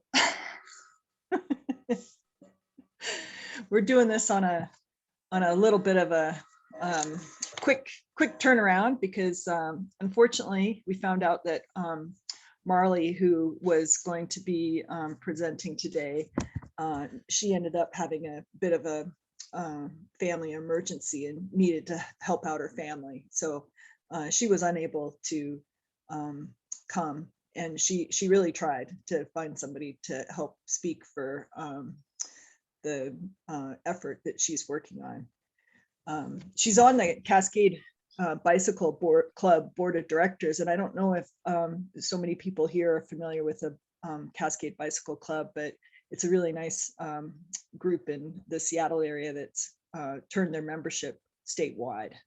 So, and that's what we're doing with Trails BC, is we're not only focusing on the Trans-Canada Trail anymore, or the Great Trail, but we're going to put our focus provincially to help communities that are in rural regions all over.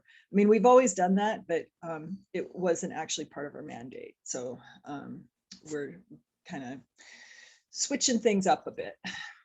But for today, for the next hour and a half or so, Leon a couple of days ago was like, well, we are going to be talking about what's happened to the Trans-Canada Trail and the rail trails, aren't we?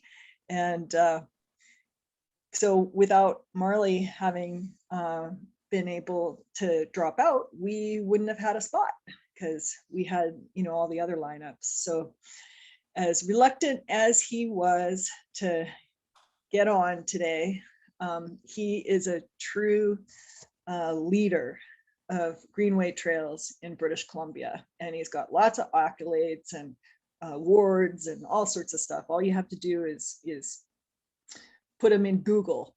You know, that's the modern way to find out about somebody, right? And you'll see that he's like right up there. So and I've been fortunate enough to be mentored by him. So I guess I'll leave it at that. Leon, you can take over. All right. Well, my name is Léon Lebrun. Notice that it's in French.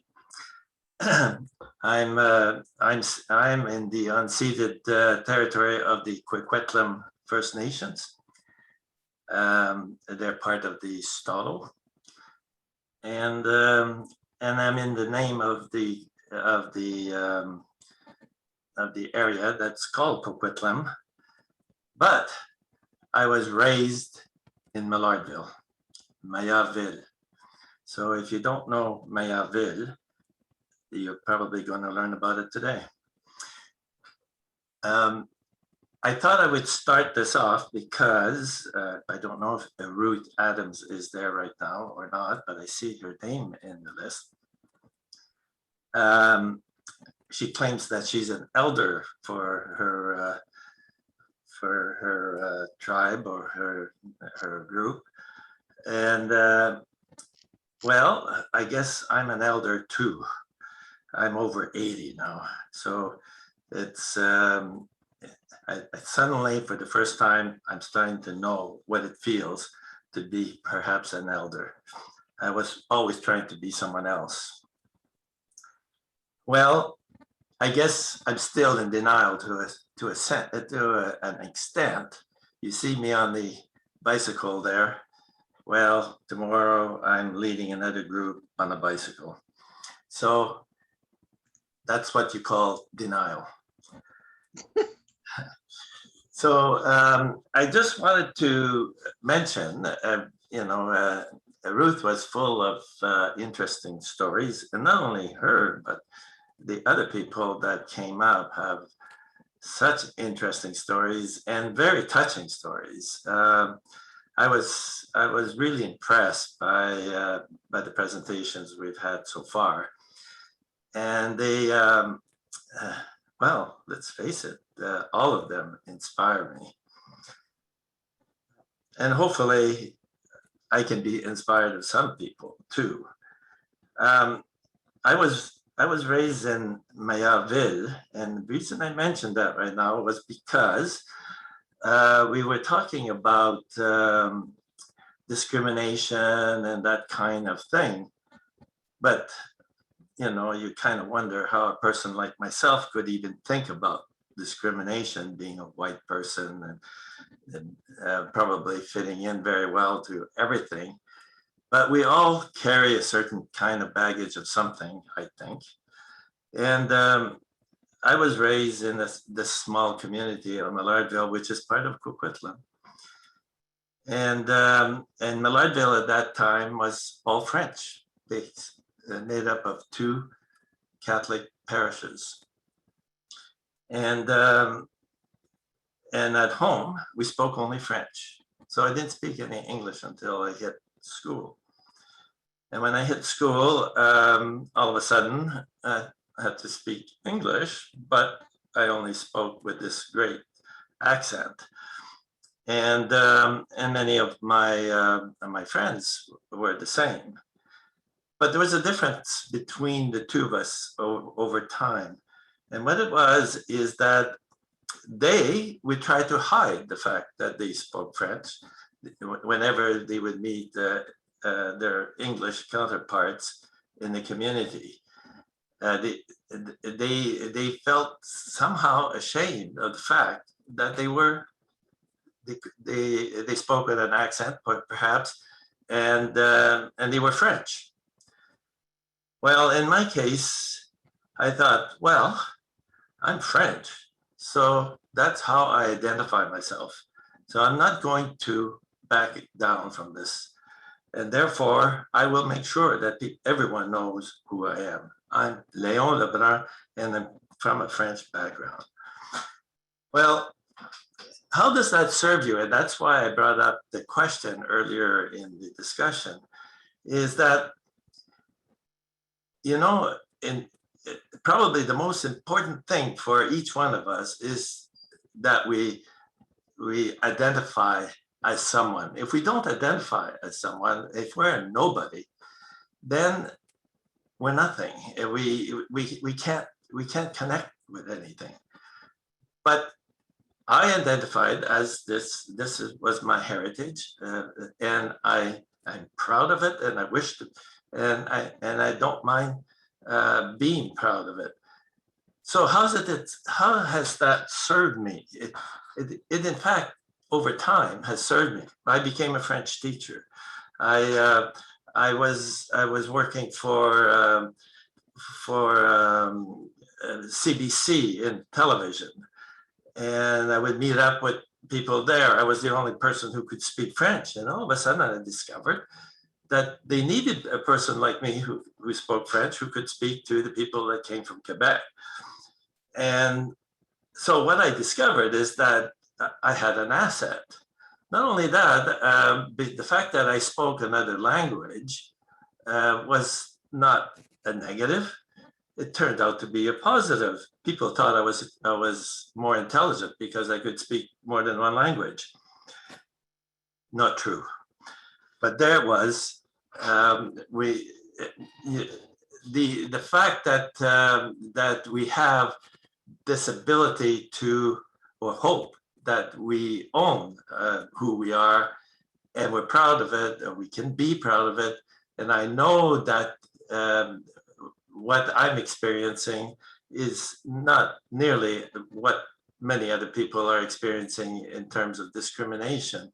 But nonetheless, you kind of feel it a bit when people try to hide who they are.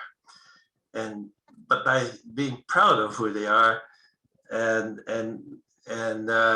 showing that this can be a benefit to themselves and to others with them, I can't help but think that it helps. So that's one thing. As I grew up, I continued in this French tradition and served my French community. At first, I became the president of the Catholic Youth Organization of the time, and we would do all kinds of events and stuff of that nature. And then I became a school teacher, and there I started teaching French and became a school principal. And lo and behold, this morning, someone phones me this morning from my past, and it's from having taught school at Centennial School in Coquitlam, and how they had been influenced by having been in my class. Well, what a good feeling that was, and but it was a past that I had almost completely forgotten. Well, here we are at age 56. I decided, before that time, during that time, I became the founder of an organization that was the Festival du Bois. I thought I would mention it right now because it's on right now, and you can attend it virtually. Only because we can't congregate where we usually did at Mackins Park in Millardville.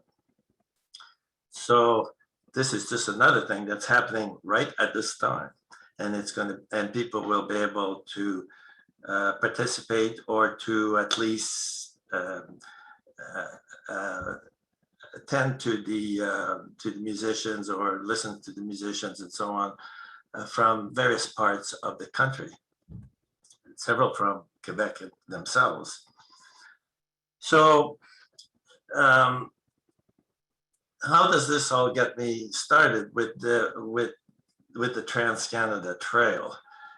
At the point where I was retiring at age 56, I went to England, I went visiting England, and decided to walk the Cotswolds Way.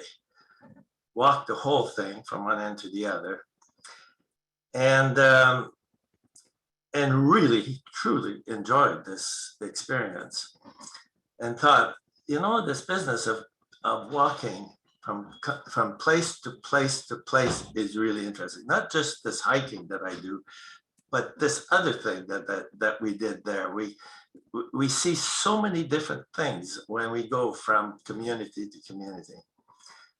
And so when I got back here, I hadn't heard of the Trans-Canada Trail. That was something completely out of my mind. But I went to the bank and there was a brochure about the Trans-Canada Trail. So I picked up the brochure and phoned the people that were on the brochure and said, you know, I understand that there's a Trans-Canada Trail. So I'm just retiring. I think I would like to walk across the country. Well, the answer was very quick, and they said, well, we will have to build it first. So at that point, we had no trace of a Trans-Canada Trail on the ground, at least not through British Columbia, I can assure you. And I believe that in Quebec, there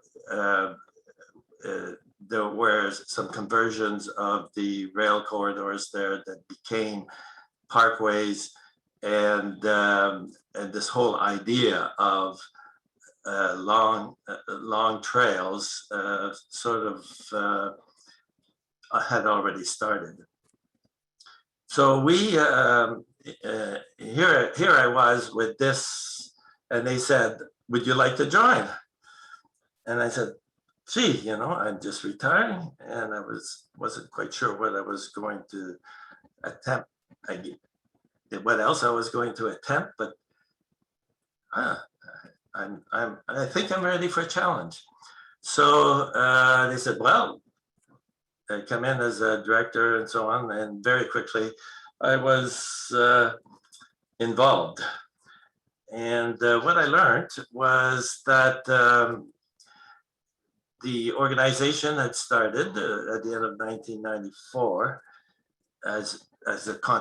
had its constitution and had its directors and had and really had an established organization at that point. Even got a charity number for the organization. So that was already set. What wasn't set was any kind of trail on the ground. At this point, we decided that well, first of all, before I started all this, there was an attempt to get to figure out what the routing might be. Now, when we've started all of this, the whole idea came from equestrians to start with. And the people on the board were mainly equestrians, as it turns out, because they had been the beginners of the Trans-Canada Trail. They were the first ones that rode their horses to Ottawa in 1992. And so they were really keen about organizing ourselves, and had gone to Outdoor Recreation Council to do this. And Outdoor Recreation Council said, well, this is a bit too big for us. It sounds like another organization, and suggested that another organization be established. And that established was Trails BC. Well, as all other organizations, there are trials and tribulations as we organize something like that. We're no different from other organizations in this way, and we're learning as we go. And we were definitely learning as we went there. What had been started, first of all, was that they would explore the Centennial Trail.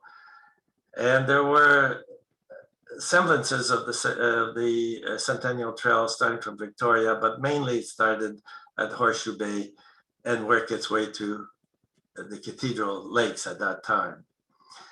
And but it went through all kinds of territories that were not necessarily approved and so on.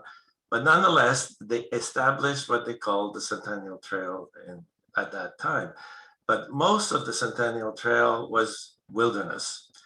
So, and as we started talking about what this trail was going to look like, the idea of a multi-use trail came to being.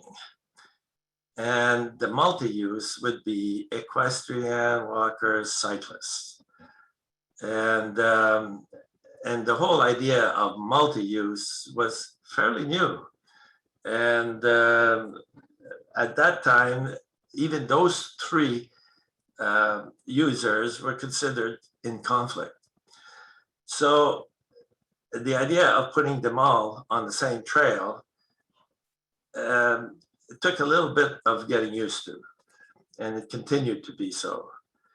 The other thing that came to being is that we started thinking, well, this trail should connect communities rather than be strictly a wilderness trail, because that was a way of learning about the country. You just don't learn about the country by being in wilderness. So everyone across the country agreed with this idea. And so we started to think differently, because the trail that we had, that was a Centennial Trail, was really a single track trail a lot of the time. And very few people were really accessing it, except in certain parts.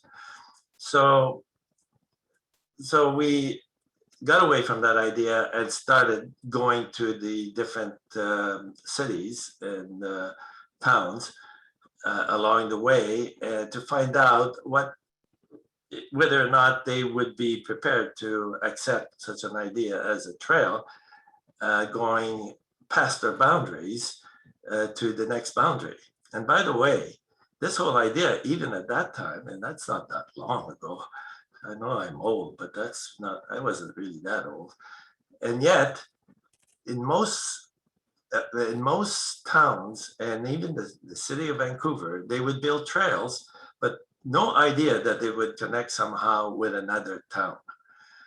And so this whole idea that they would actually do that was novel, actually. But that wasn't the case for the Metro Vancouver Regional Parks, which is what it was called then. They were establishing parks along the way, and the idea of trails started to come into being there as well. So there we are with the Metro Vancouver Regional Park already starting this whole idea of having trails that connect, that go across these boundaries. And they were already started to have trails on dikes and places like that. I could name them, but I won't do that right now. So I appealed to the Metro Vancouver to help us with this.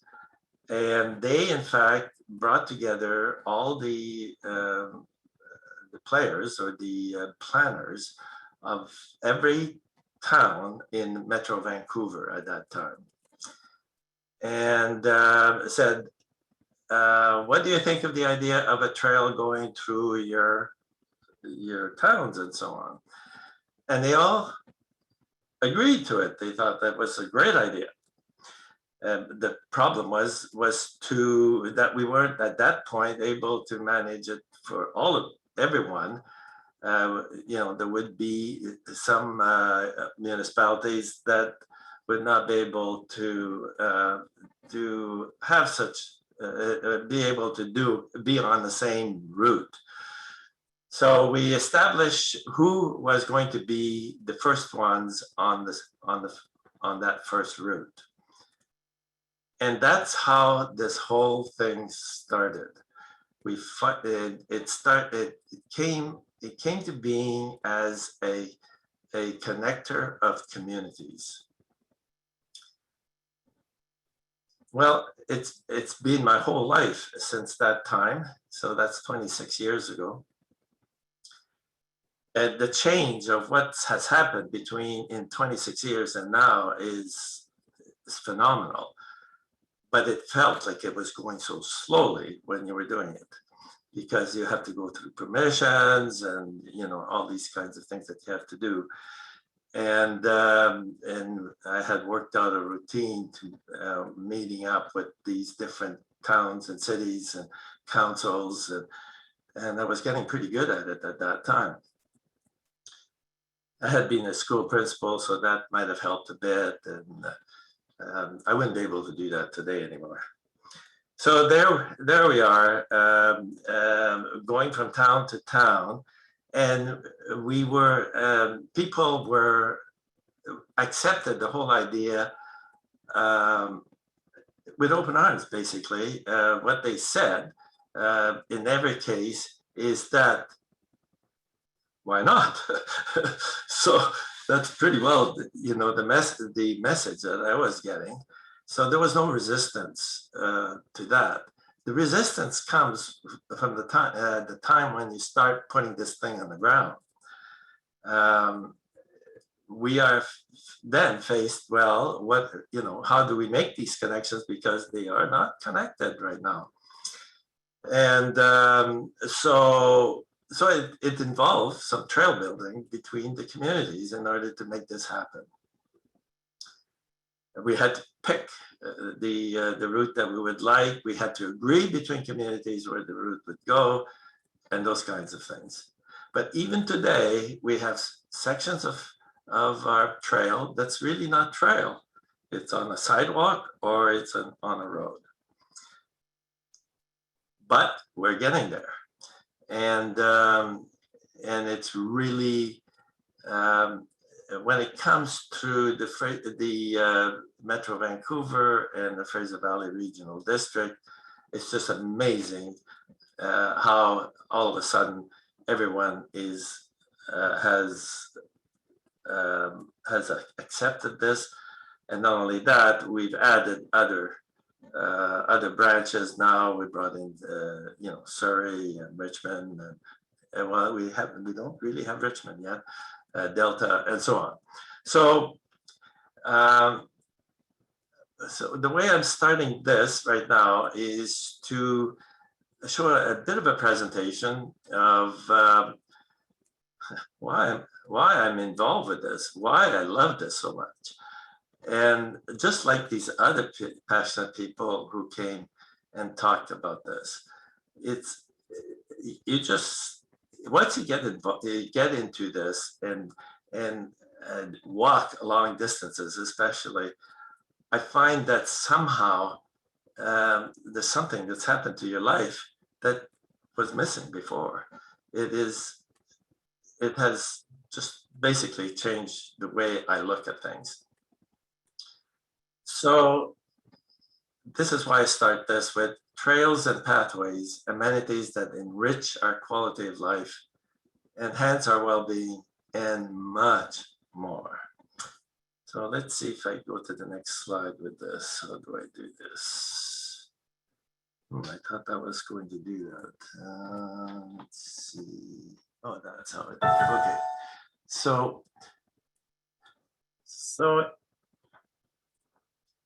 in BC, Trails BC first established most of the Trans-Canada Trail in BC, and now assists to expand its network to include alternate trails, as I mentioned.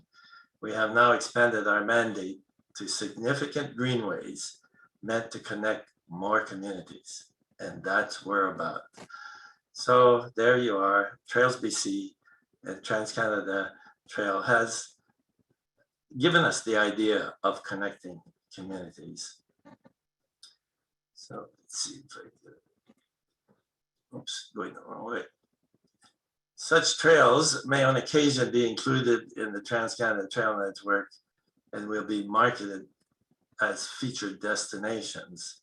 As with the main Trans-Canada Trail, these trails serve to cross jurisdictions to provide pathways or greenways, greenway connections between communities and important features in this Canadian landscape.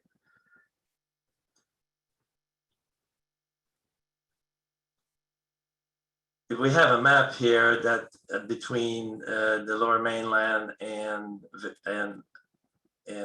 Vancouver Island, and it sort of gives you an idea of how the trail goes through here. Especially the green line is the Trans-Canada Trail, and when you're on yellow line, you're probably on some road and things of that nature.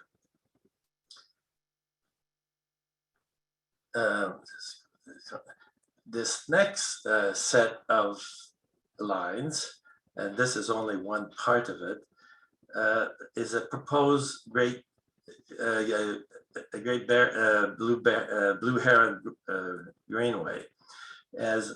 And this Greenway is meant to connect First Nations communities. And I would just like to say that if I were to put the whole map on, or the whole trail on the map that we're looking at, it gives us the idea that this could cross the whole of the Canada and into the United States. So if nothing else, it points out to the audience the numerous established indigenous settlements along this corridor, in particular the Salish Sea, the Fraser River, and Burrard Inlet. You'd be surprised how many First Nations are just in that corridor. In a real way, the Great Blue Heron Way has an opportunity to provide a means to highlight their vital significance to our landscape and social makeup. It could help reflect their heritage, their economic contributions, their cultural values, their language, and their skills. This is the hope. It's really interesting to talk about the Great Blue Heron Way. At the summit conference for the BC Cycling Coalition that we had about almost 2 years ago now, I guess, Ruth Adams presented there and presented the idea of the Great Blue Heron Way. And everyone assumed that it must be there already. So I think there's an assumption there that by all means, this should happen somehow. So we're trying to make it happen. So the Trans-Canada Trail could be a natural fit to highlight connections between the First Nations, since its main mandate is to connect communities across the country. It is hoped that First Nations would become a primary component of this ribbon of communities in a way as to highlight the First Nations' initial and continuing role in the makeup of what we know as Canada. I really and truly believe this. Establishing trails depends on landowners and goodwill. The cities and municipalities, regional districts, public lands, including forestry and crown lands, parklands, First Nations communities and lands, private and corporate lands. It's a very complicated thing that we're attempting to do, and yet not own any part of it. It's so because we don't own it, we're very dependent on all these jurisdictions for it to happen.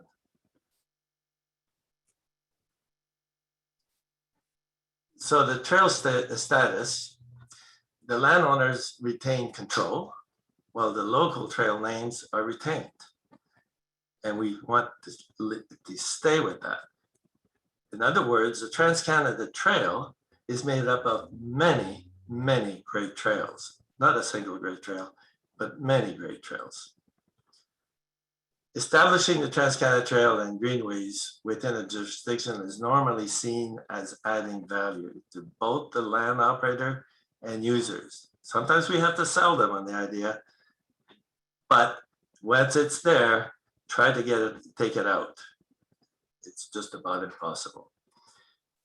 Existing designated trails may require upgrading or new connections between existing trails. That's what we're about. And and hopefully we will have an actual trail that goes across the country that connects the communities that we can really say it's a trail. But right now, it's not just a trail. So it connects the neighboring jurisdictions, something that is kind of new. It's not, it should not be, but it's kind of new. It was new when we started all of this. Now, trails can have low impact by using existing links such as abandoned railway corridors, which we are hopeful for, dikes, forest roads, utility corridors, existing and heritage trails, existing easements. Sometimes we have to go through a lane somewhere, sidewalks and roadsides, and waterways. Right now, it's made up of all of these things, as well as regular roads. What is desirable? Well, we're desiring a high standard walking and cycling off-road path. The higher the percentage of Greenway, the better. Easy to follow unbroken path as much as possible, along with comfort signage. At the moment, the path does feel unbroken, and I'm sure that the previous hiker that was talking about this must really feel this. Cater to the general active public of all ages and abilities, including access to aids such as wheelchairs and electric pedal assist bikes. We added this last little bit. So other contributors. Well, the trail enthusiasts themselves, heritage and environmental groups, educators, corporate and government sponsors, the tourist industry, those making donations in kind, individual donors. All of these contribute to the success of trails, of this trail. So the users, who are they? Well, the ones that we know about for sure are the walkers, the joggers, the cyclists, the equestrians, cross-country skiers, snowshoers, canoeists, kayakers, and other active users. And the word active has been inserted in this everywhere, because we have to distinguish this to motor activity. The Trans-Canada Trail and other greenways aim to, and I think I put something there, take us back to rediscover our country, our communities, and our heritage. Bring about a spirit of sharing and reciprocity by breaking down barriers. Inspire unique physical, mental, and creative challenges. Offer entrepreneurial opportunities. Give us an opportunity to establish and enhance a valuable legacy. The last one is the one that we really want to grab. Geez, my computer doesn't do that. So we can all become important players in this great legacy for the benefit of future generations. That's why we're doing it for. That little guy right there. One of my grandchildren. What can trails do for us?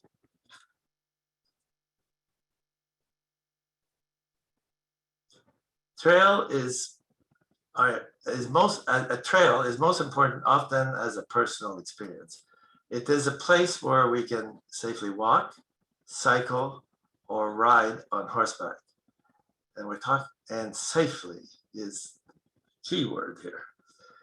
It allows us to reflect, experience more intensely, and be engaged in what is around us. Now, I want to talk about this little thing because it was brought up. The business of walking, cycling, or getting using a mechanical device that way. The difference between walking and cycling even is huge, actually. The amount that you pay attention of what's around you when you're walking is it's hardly even comparable. So if the choice is to walk, if you're going to really take in what if you're going to take in what's in that's around you, walking is the way to do it. If you can walk, walking takes a lot of physical effort. Now, I've experienced this in a number of occasions, and one of the occasions was I was on the trail in Vancouver, and I walked this trail, a very full day trail, and made notes of everything that I saw on this trail as I was going.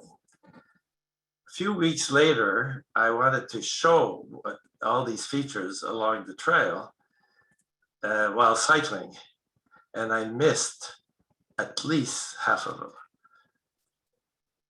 It's hardly comparable. So I can really feel for the people who manage to do this while walking. I experienced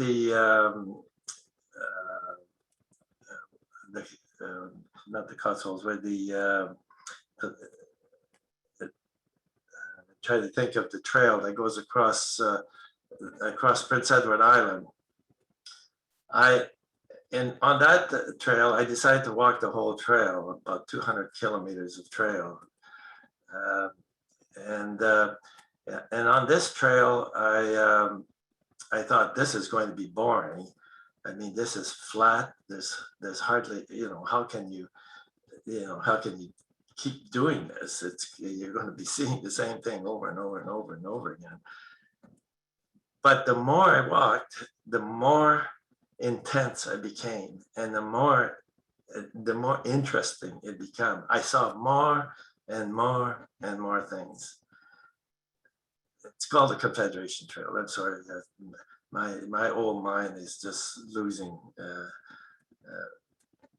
It's losing its memory completely, I think, at times.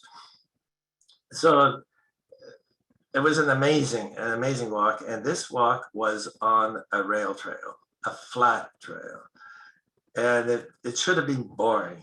It wasn't, and it wasn't boring, and I was hardly distracted by anything else.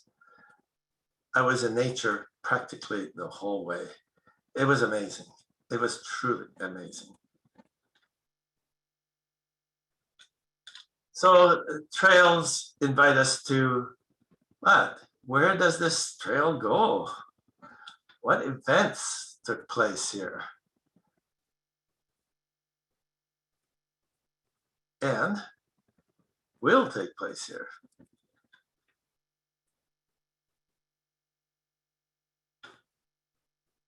They invite us to wild places. They invite physical challenges. They are places where we can safely exercise outdoors, walk, jog, run, cycle over any distance we set for ourselves. It sometimes pushes us a little harder because in spite of ourselves, we are often compelled to see what is over the next hill, reach a summit, or some other destination just because it is there. Or in other words, satisfy our instinct to explore. They invite us to get away from things. Slow down, pause, reflect, meditate. No better place to do that when we go into a green space or into many of our regional parks. They invite us to appreciate what is around us by wandering and lingering, to better experience, learn, and study our environment, our heritage, the dynamics of the place in which we find ourselves. The more we experience and observe, the more we see, hear, smell, and feel. It engages us with our environment. We're too rushed most of the time. Trails gives us space. Hats off to those that make the effort to provide us with such great space.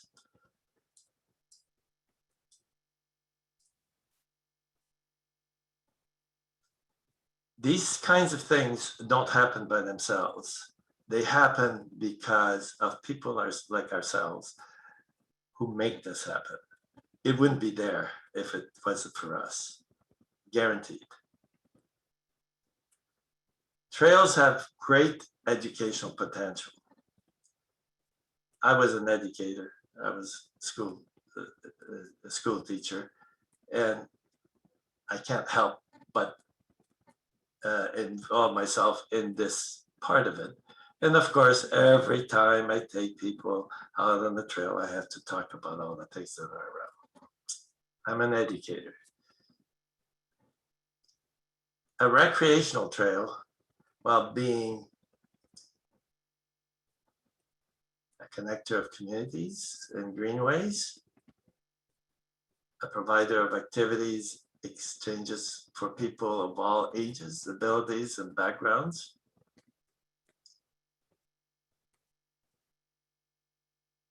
can be used to educate, can be used to educate and be integrated into many disciplines. Of course, this is how we have many of our children that are being educated through environmental schools. So, natural environment, the theme is nature and ecology, and we're there to discover the habitat. We explore geography, geology, and measurement, study of landforms, mapping, natural barriers, land formations, use of instruments like compass, trundle wheel, water quality devices, thermometers, altimeters, and so on. So all of a sudden, we need to be able to manage other instruments. It helps us explore industry, believe it or not. Factory, plants, farms, forestry, ranching, energy, mining, all of these are of interest.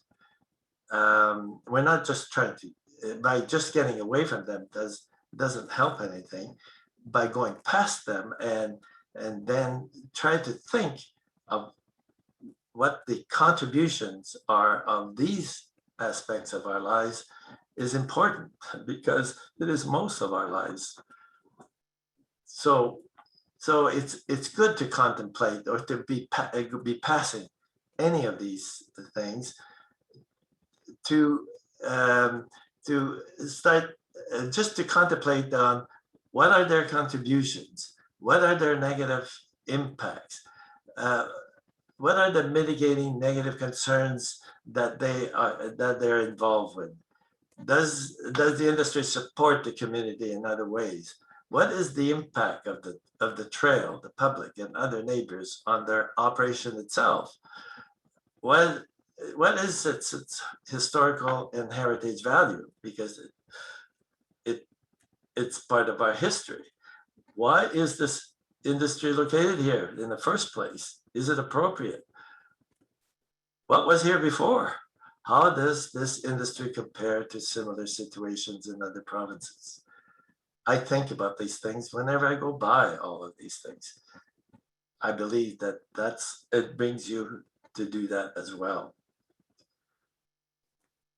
commerce. Well, it helps to, it brings you to commercial areas such as shopping centers, town centers, office centers. So you substitute commerce for industry in the previous slide. Exploring communities. Well, again, we substitute community for industry in the same questions.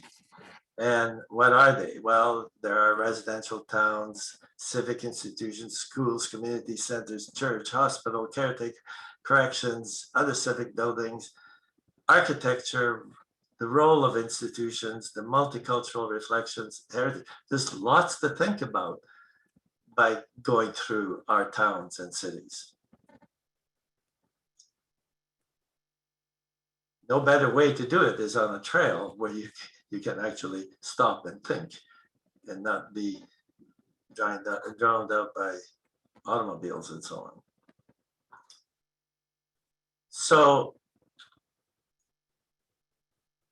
we have these, we are exploring other amenities such as parks, trails, recreation centers, playing fields, and so on. So that's the recreation aspect of it.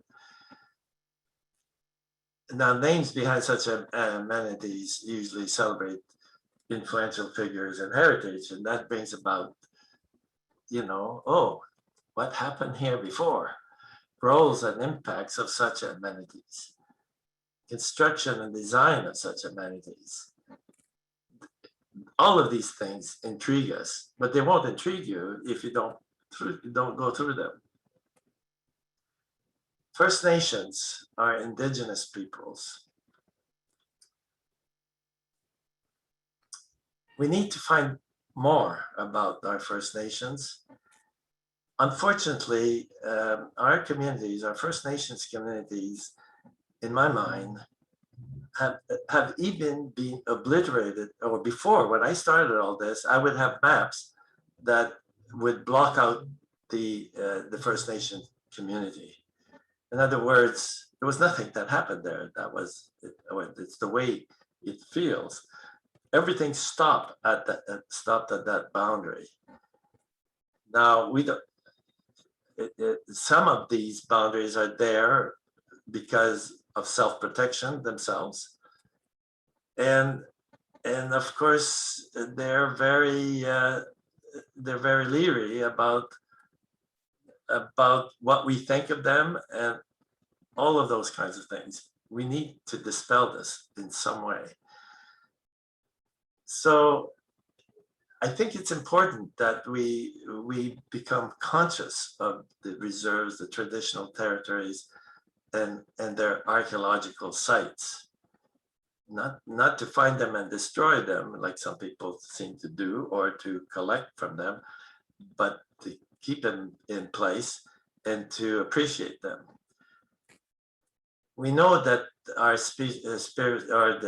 our First Nations or indigenous people have a lot to give us in terms of the way they connect with the land. And so there's a spiritual aspect to this. Wouldn't it be something if somehow when I walk between these various communities, all of a sudden I feel a little bit different about this territory. And I'm starting to learn how they dealt with the land, and in their spiritual ways, in all of their ways. And those kinds of things could be somehow demonstrated, showed along the way. And we need to learn how we might experience that without just making them showpieces. We want them to be real somehow. And this connection between these communities of what we're calling it the Great Blue Heron Way here. Someone else, some other provinces or area might call it something else, but we call it the Great Blue Heron Way because the Great Blue Heron Way is very prominent here. So in that way, we have a new appreciation of where we are and why we're here to start with and how we got here. So this is an important part of what should be the Trans-Canada Trail in my mind. So we explore by traveling through travel corridors of every kind. Certain trails were former transportation corridors for our Indigenous peoples, explorers, pioneers, and now former trail corridors. How are trails used today?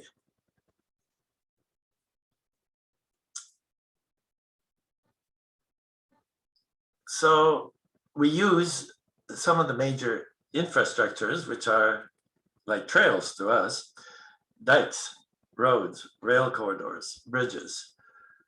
The role and impact that the infrastructure plays in the community. History behind the infrastructure, construction of the infrastructure. We're all interested in this as we experience it. It's part of the experience. So we are exploring active life, our health. So it brings about exercise, recreation, exploration, physical challenge. So we start setting up exercise schedules, programs, events, and challenges. One of the challenges here, right where I live, half a block up the hill, is a stairway that 500 steps.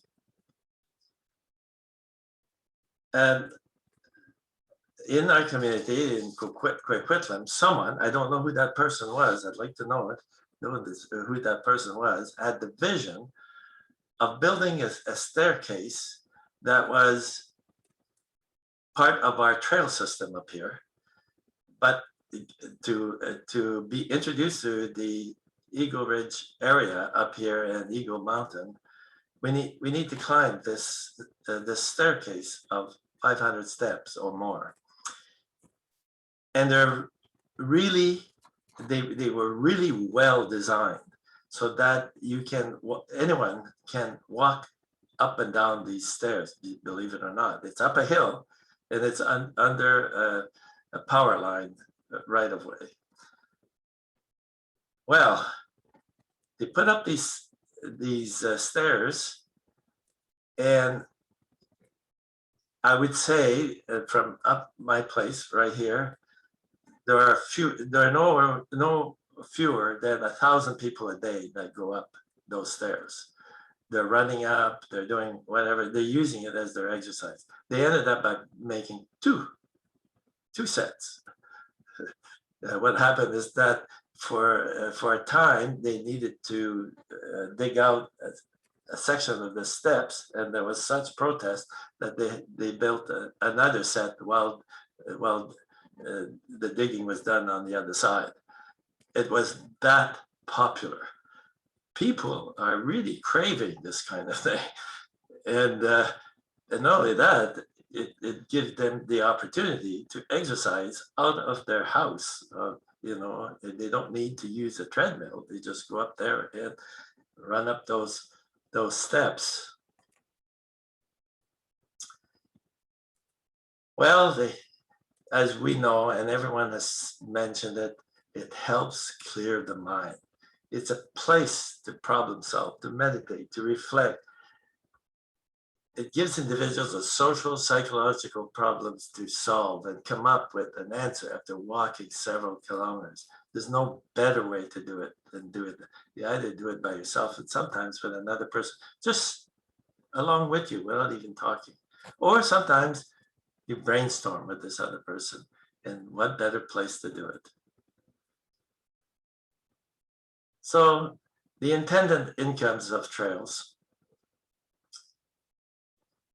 is to connect communities, neighborhoods, in the way we're dealing with trails. It connects parks and create greenways. It exposes our natural, historical, and cultural heritage. These things are repeated by all of us. Educate about uses of land and our environment. Educate about communities and neighborhoods. Offer a valuable legacy for future generations. What more can we do?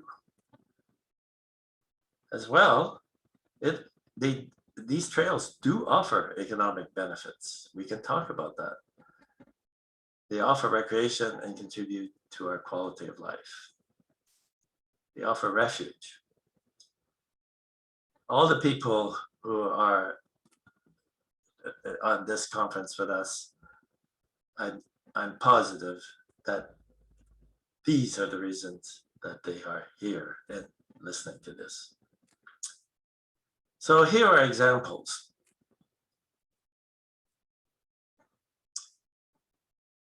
This is an example in Quebec. In Quebec, they use their rail trails to good advantage to walking, cycling, basically, but they're well made, and pretty well all of them can be managed with wheelchairs and people of all abilities, and they connect communities, because that's what railroads did. They connected communities, for goodness sakes. So I'm using several of my examples as from Quebec, but now we have such examples in BC, and through Vancouver and through the Lower Mainland, through the Fraser Valley, and elsewhere. So it can be a paved path. It requires good signage. We have quite a ways to go here with that. They offer places to stop, to rest. There are other amenities along the way. They offer an agreeable trail surface. And of course, these train stations are heritage places in themselves. This is one in Quebec. Those are my best pictures, so that's why you got those. We have some here too. And here's one of their gateways. Here's a divided pathway when I was in Quebec at the time. This is in the early times when we started the Trans-Canada Trail. The divided pathways was almost something new to me. It takes us to great places, really great places. And of course, there are features like canals and so on that you can walk by and really contemplate about and learn about. And they highlight all kinds of heritage sites along the way. There are canals, there are bridges, all types of signage that are being attempted to let people know what to expect on this trail. Here's a bridge. The use of artifacts along the way is really intriguing and interesting. Our art people can really already contribute, but can contribute more along these pathways. It brings a lot of interest. And of course, maps help a lot. People like to look at maps to see where they're going. And of course, it brings about all kinds of viewscapes.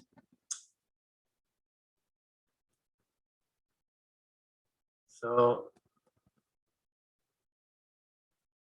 greenways, rest of picnic areas, suspension bridge, ferry link.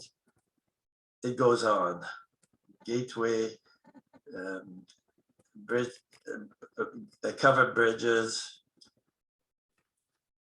appreciating the changes in the seasons, redeck train bridge. We know those really well here in British Columbia, because when we started all this in the refurbishing the Trans-Canada Trail, that's what we started with, was with these train bridges. I won't tell you what it opened up as well, but I will talk about that for a little bit. There's some negative parts to all of this. So to recap, we connect communities with non-motorized pathways. The Trans-Canada Trail is not limited to jurisdictional boundaries, and nor should many of our other pathways. Highlight various aspects of each community. This includes parks, greenways, civic areas, industry. Create desired destinations. Incorporate existing desired trails. Connect to other features and other trails. Appeal active users such as walkers and cyclists of all ages and abilities, and where possible to equestrians. Celebrate as well establish these well-established trails as legacies. Realizing our dreams for a better place to live keeps us moving forward to a brighter future. Us trails people, that's what we're trying for.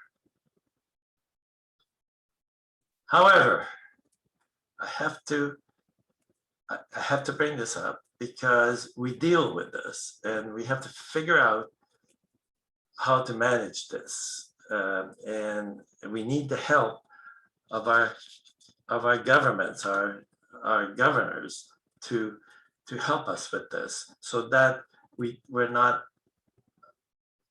in conflict with each other. So in BC, active transportation is fast losing to motorized use for a minimum of 500 kilometers of rail trail, connecting towns, regions, parks, First Nations settlements, and many other sites. It makes me cry, but it's happening right now. While seeking a quality experience, we are asked to use trail at this time. While seeking a quality experience, we are asked to use trails in tire ruts, on washboard, over potholes, dips, loose surfaces, mud, and deep water holes. Not something like this, or like this. This is still good. But having to deal with loose gravel like this, it's not pleasant for walkers either. It's definitely not pleasant for cycling.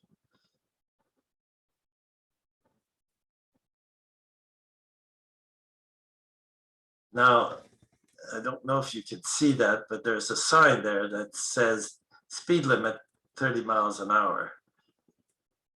How come there's a speed limit 30 miles an hour on a trail like this? You have to ask yourself.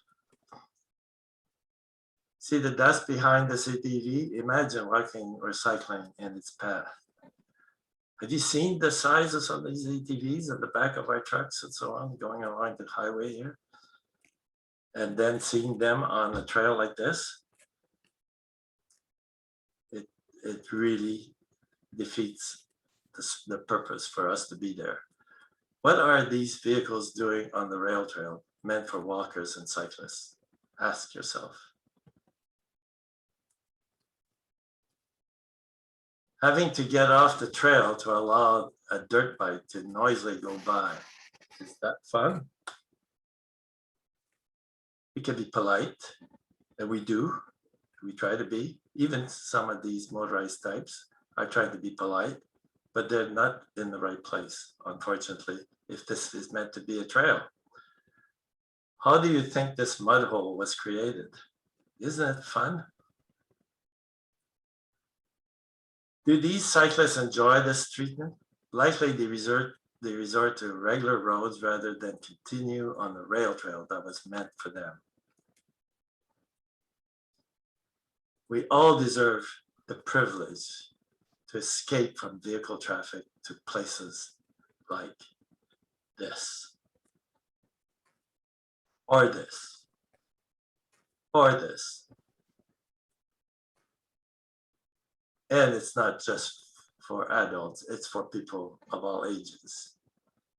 They can't manage what we're doing to these rail trails or some other trails as well that are being damaged by motor vehicles as if they don't have places to go. And then, of course, it can cater to people who have mobility challenges and other such challenges. So this is kind of finishing on a negative note, but we need to face what's going on. To have a quality, active, non-motorized experience, I'm going to read this. Oh, what happened here? Sorry. I went back to the beginning here. Wow. How did this happen here? There we go. So to have quality, active, non-motorized experience, we must speak up. I could talk about how our government is failing and at times even considered betraying us by denying us quality, active experiences on the crown lands that make up a huge percentage of our province. We do much better with regional districts, with towns, and so on. But our crown lands, there's no governance there. There is room for all of us, but incompatible users must not be allowed on the same designated active user trail or pathway for it to not become yet another rough road instead of a trail to accommodate everyone. The KVR and Columbia and Western Rail corridors make up the designated Trans-Canada Trail on such a corridor. Surely the task of government is to govern and not allow a free-for-all that allows self-propelled, powerful motor vehicles such as ATVs, motorbikes, and recreation vehicles on trails designated for multi-use active users. If it's meant to be for us, well, make it for us. Now, having said all of this, we can't deny that people recreate in other ways. And so we have to make allowance for that as well. They're people too, and that's the way they enjoy themselves. This is the way we enjoy themselves, but they enjoy themselves in other ways. So how do we answer to this? Well, first of all, we have to come to some agreement here that what's happening there is not doable. It's not possible. One is interfering too greatly by the other. So we have to, there are compromises that can be made. Of course, they have their own trails that they can use to begin with. In fact, they probably prefer their own trails because they design them for their use. But they use our corridors and so on to get to their trails.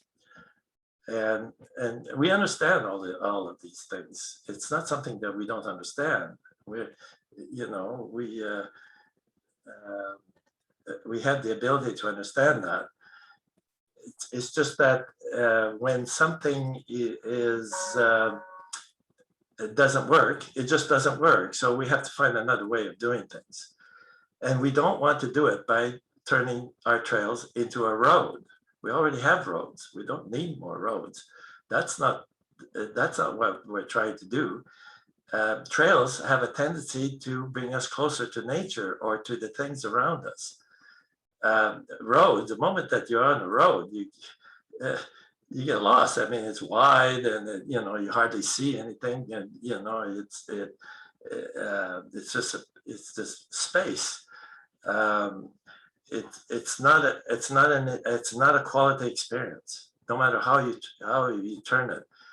And even our utility roads, forest roads, we use the forest roads as part of our trails because that's one way we can get to some of our trails. But they're all rutted, and they're all, you know, they tend to be muddy and rocky and all of these kinds of things. But we can deal with that for a while. But for 500 kilometers, no, that's not possible.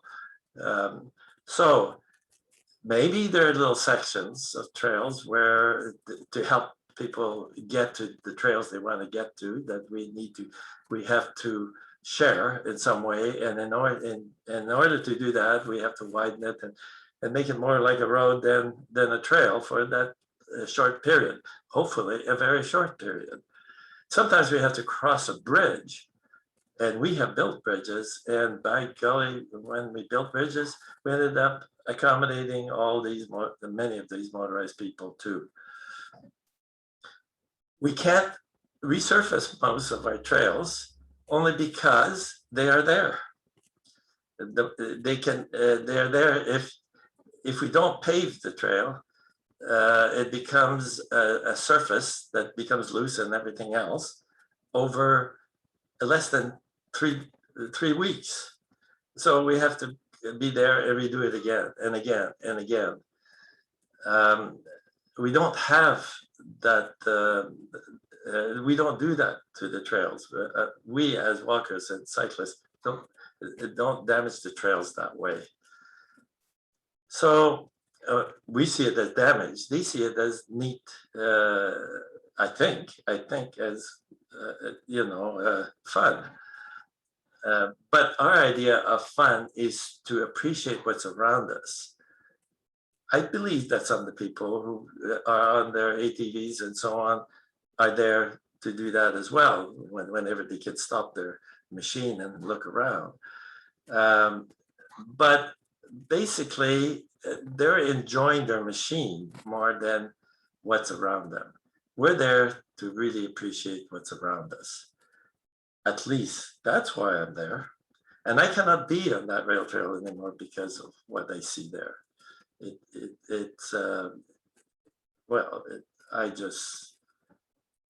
I just cannot believe that we allow something like this, because the Trans-Canada Trail was meant to be an active trail, was meant to be for walkers, cyclists, equestrians.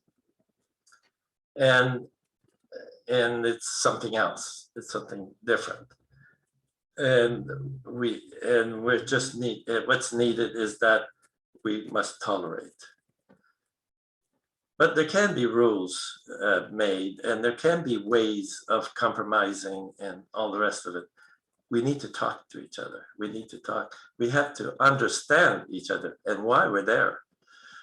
So this is huge, and we have to come to grips with this. We have a government right now who doesn't govern. It's a free-for-all. They let people do whatever they want, it seems. And they feel that they're out of control, but they're out of control only because they're not putting in any regulations. That's too bad. Now we have examples of how this can work. And one of the places where we make it work here is an area called the Chilliwack River Valley. We went in there and we put our trails in, and the first thing we knew, the ATVs and dirt bikes were using our trail, turning them all into mud, and it was unbelievable. So rec sites and trails people of our area here, forest area, got us all together. So, you know, they took the time, got us all together, and we started to talk to each other. Now, first of all, the motorized types were not there legally. In other words, they were, you know, they were just doing, they were there in spite of everyone else. While we had a legal trail, we had permission and all those kinds of things in place. So so what was the compromise? Well, the compromise was to recognize these other recreation and give them a place to go and give them a staging area and those kinds of things. They did that. We're friends. Basically, we help each other. All those kinds of things are starting to happen. This is happening in another area called the Better Mountain. So it's possible. Is it possible with the rail trail? The rail trail is such a long trail, and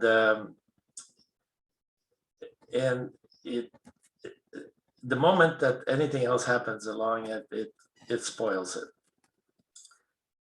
I think it was meant for people like us who want to just experience it, and it makes it possible for people who have, you know, who have walking problems and so on. They have a place to go and they can walk along there. They can use their wheelchair, and now we have electric assist bikes, hopefully controlled so that they stay under speed limit. And so to go to, otherwise we're faced with streets and motorized vehicles, or we have to go way up high in the mountain in the wilderness areas where there are such trails there. So is there a solution? Yes, I think the solution is that our rec sites and trails people need to bring these the different users together and start hammering this thing out. They must. They absolutely must. But also the government has to be able to be there to help regulate what's going on. We have problems. You know, people will do things that they're not supposed to do no matter what you do. So we need to have rules and regulations and things of that nature. So that's one thing they can do. The other thing that I want to point out is that our rec sites and trails people are extraordinary people. I don't know how they do it. I absolutely don't know how they do it. They're really understaffed. They're expected to do they look after a territory that's huge, and somehow somehow make this all happen by themselves, basically, because I don't think the ministers over their heads or whoever is in charge there is looking after them or giving them the resources to do what they need to do in order so that everyone can have a quality experience. It's not happening. I hate to say it, but it's not happening. It's happening in some of our regional districts because they've taken it over. But the moment that we're out on Crown land, wow, it is the Wild West. And, you know, people have to put up fences and all kinds of things to stop people from doing whatever, only because there are no rules. And private property owners and so on have nothing but trouble. Only because there are no rules. So when we established the Trans-Canada Trail through on the rail trails, especially, this trail was handed over to Trails BC to look after. we were told the way that this trail was to be left looked after was to be for horses, walkers, and cyclists. And we got insurance to be able to do that. However, these other individuals with their vehicles and so on started to use it. And so all of a sudden we're liable. And so we couldn't take on that liability, so we had to head it back to the government. And the government sort of throws up their hands, or it seems, and says, well, let anything happen. And whoever is there, and that's it. It's kind of too bad, but that is a fact. That's it. That's what's going on there. We have other examples of that. We have the Cowichan Valley. The Cowichan Valley I was talking about earlier. We have one side of the Cowichan Valley with a rail trail that's for active users.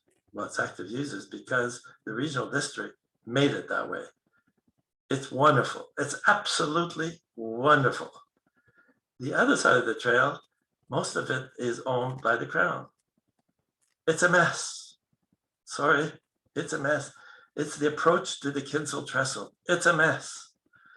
It's awful.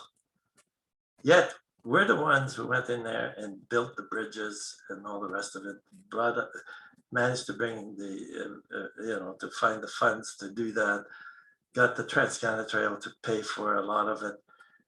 The government helped us too in those days. That was the first set of NDP government of the time. It was, we thought that it was understood what this trail was going to be about. And that was going to be what the Trans-Canada Trail was about. Unfortunately, we're giving in. It's not a real given. It's just an understanding that we need to be able to respect each other, so that we all have desires to, when we go into the environment, many of us go there with a very different purpose, it seems, than people who are in motor vehicles. And that's fine. They're recreating in a certain way and we're recreating in a certain way. Please respect that.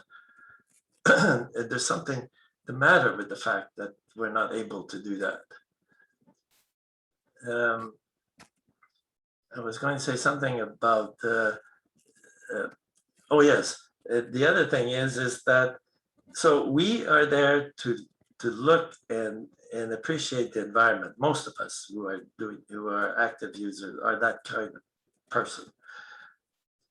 The people who are, so when we look at the environment, we don't look at it as something to conquer.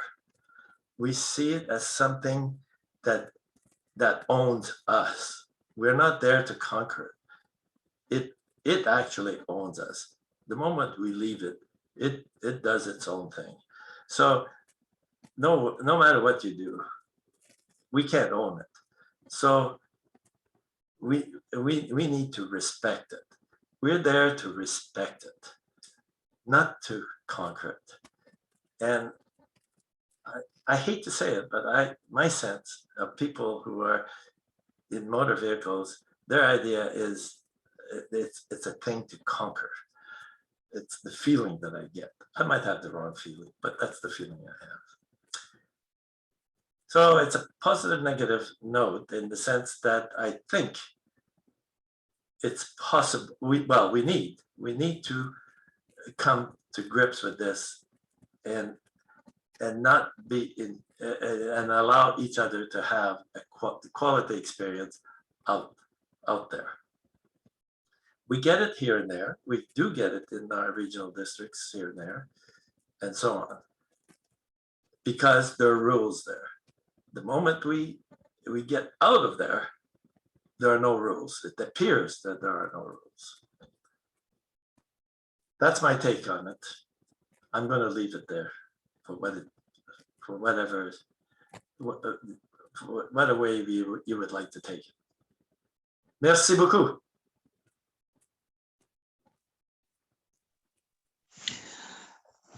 Well, thanks, Leon. Yes. What did I do? Did I take all the time or something? Yeah, you just rocked it, is what you did. That's exactly perfect. Yeah, very, very, very, very nice. You know, it's taken me such a long time to get up to speed because so much has happened since 1994. And, you know, I mean, what, we're talking 26 years. I mean, short for the planet and short for the First Nations and the Indigenous people living on this soil. But, you know, a lot of information that's really hard to take in. You do have a question, however, and I bet you'll be able to answer it. And it's from Nicholas, and it says, have there been any other examples besides Chilliwack where ATV motor vehicles and active travel have hammered out a productive compromise? I don't know of it, to be honest. But this is where I am. This is where I operate. So I don't know, you know, how, you know, I think there are other examples out there, but I wouldn't like to speak for them. But I think in the Kootenays we've had some instances of that. In this particular case, I think rec sites and trails has played a big role, and that may not be necessarily what's happened in other areas. You know, like the regional district might be the one that's doing it, or someone else is doing it.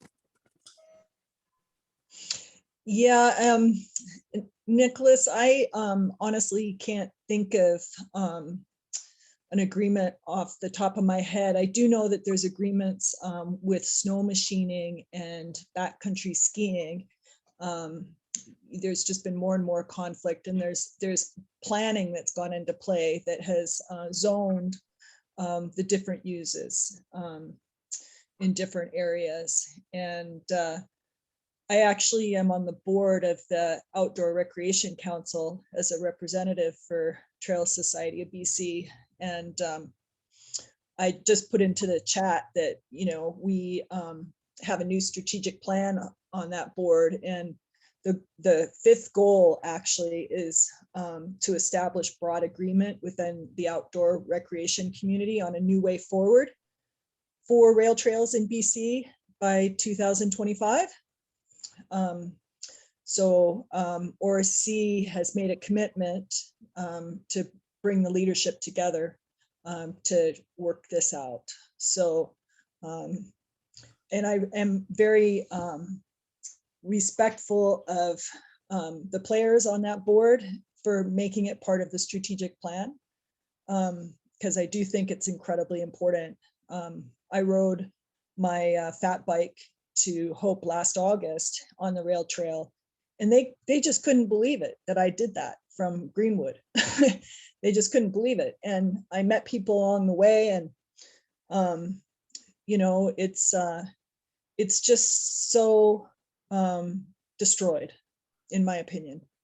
And it's not what is in the best interests of the British Columbia public, I don't think. So, you know, we've got to work out a solution with these folks. If they need more funding, then, you know, get them different trails someplace else. So we don't have a problem with them crossing, you know, but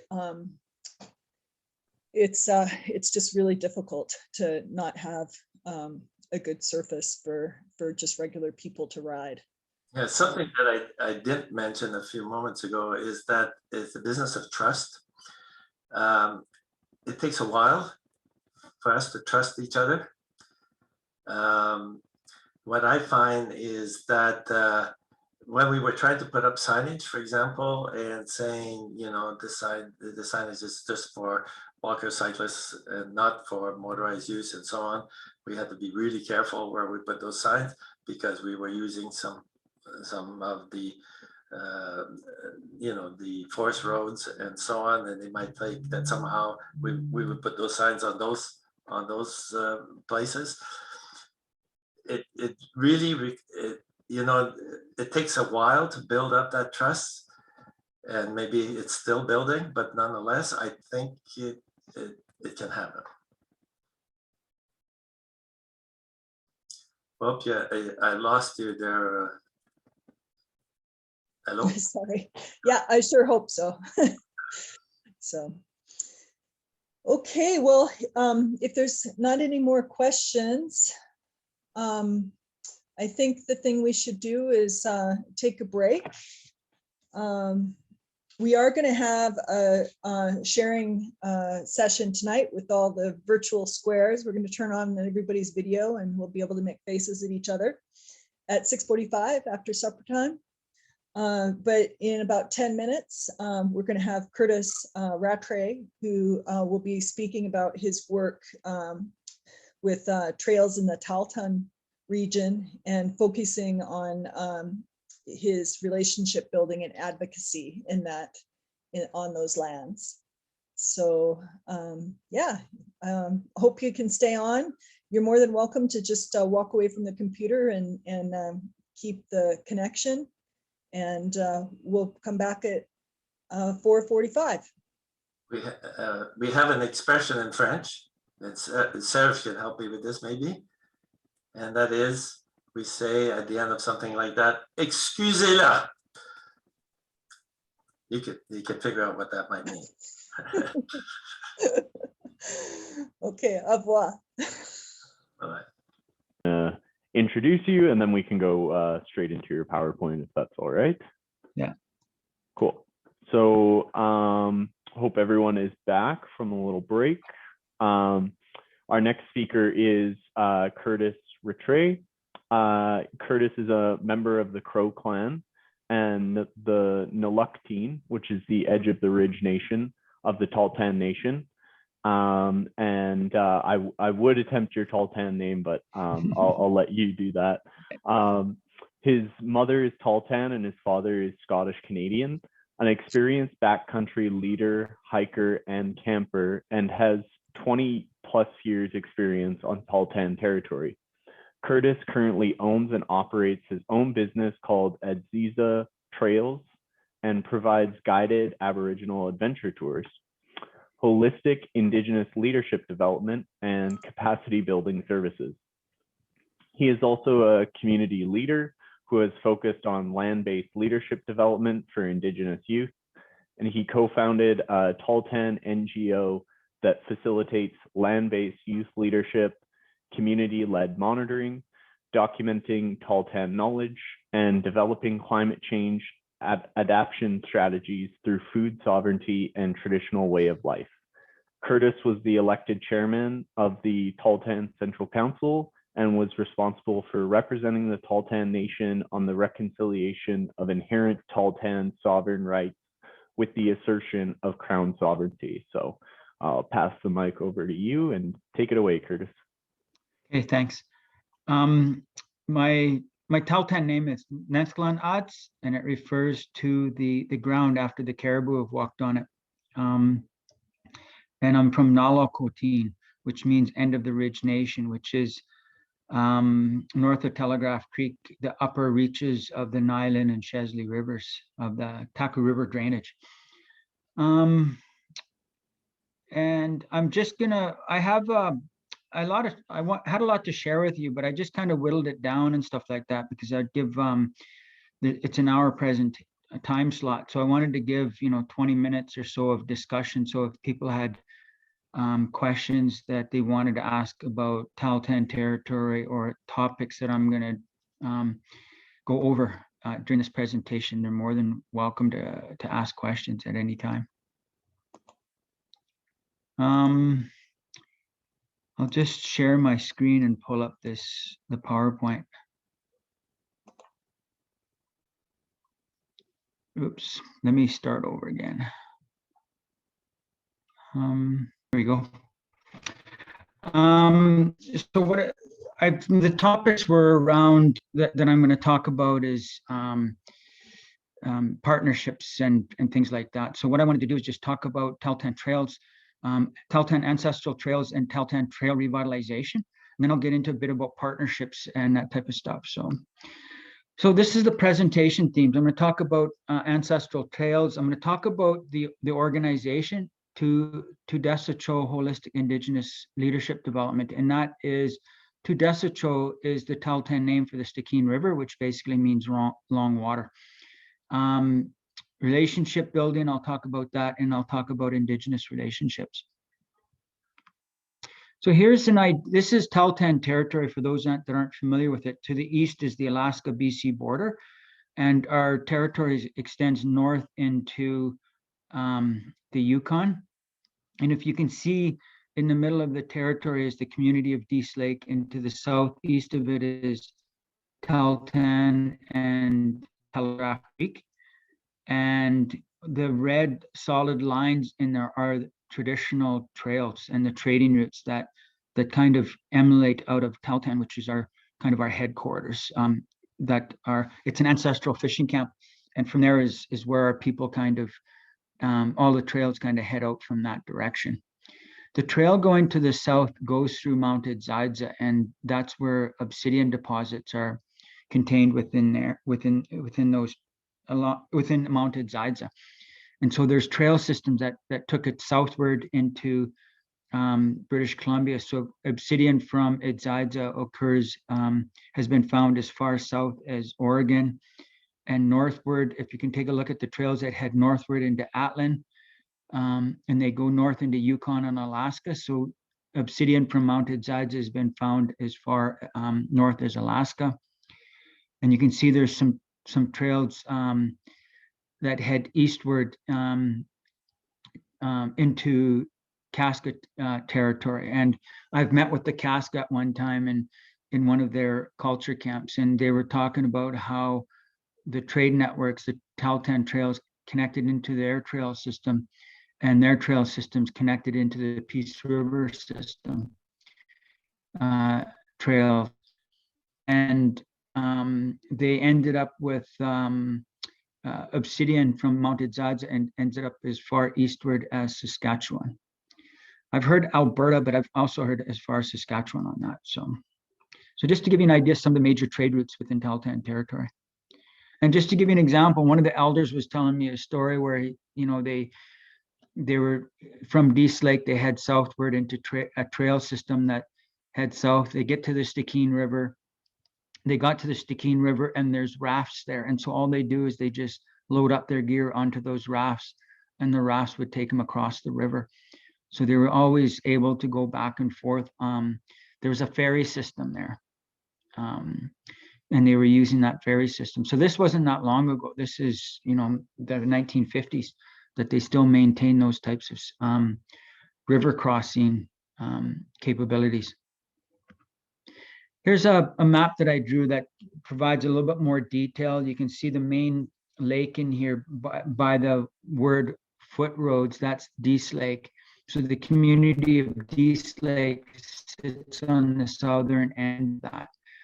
And this here just provides more details of those trading networks. So if you follow the red dashed trail networks to the southeast or to the lower left, you end up into Tahltan and Telegraph Creek. And then if you follow those trails from that point eastward, you end up going through Iskut, or in our language, we call that place Kluachon, which means big fish. Here's an example of a Tahltan bridge that went across Beatty Creek, which is the upper part of the Tahltan River system. You can see there the structure is built out of willows, and so these types of bridge systems would have been connecting the trails, being part of the trail systems. This photograph was about 1900, 1910, if I remember right. And here's a photo of some modern Taltens. This was last summer. We're doing some bridge work on one of the trail systems in our territory. So this is one of the things that we're teaching the guides. So last year we developed a Taltan guiding certification program, and this is part of that training. Here's a mountain east of Dease Lake. You can see there's a couple of groups of youth, one higher up on the mountain. And it gives an example of some of the work that we're doing with T-Wild. That's the organization, we call it. The acronym that we use. So I'll just talk a bit about T-Wild and the kind of the reason why we started the organization is that we just wanted to start to get Taltan youth back out on the land. We wanted to do cultural revitalization by taking youth out on the land into some remote areas of our territory. We use the term holistic Indigenous leadership development because we have three different main foundations for our program. And one is holistic, which refers to wellness, to try to address intergenerational trauma. The Indigenous is about our culture and our language and giving cultural experiences to youth on the land. And the leadership is about providing youth the background and knowledge about what traditional leadership is. We're looking at what modern leadership is and giving them leadership experiences into the backcountry. So those are the three foundations of what we're doing in regards to our vision of what cultural leadership development is. The main thing that we're trying to do with this program is to enhance the youth's Taltan Indigenous identity is the main purpose of what we're trying to do with that. So as part of it, we're using science, Western science. We're using Taltan knowledge as the kind of the framework of what the learning is going to be about with the students. And that ties in with what we're doing around climate change, food security, food sovereignty, those types of issues all get wrapped up in the programming that we're doing with the youth and what we're teaching.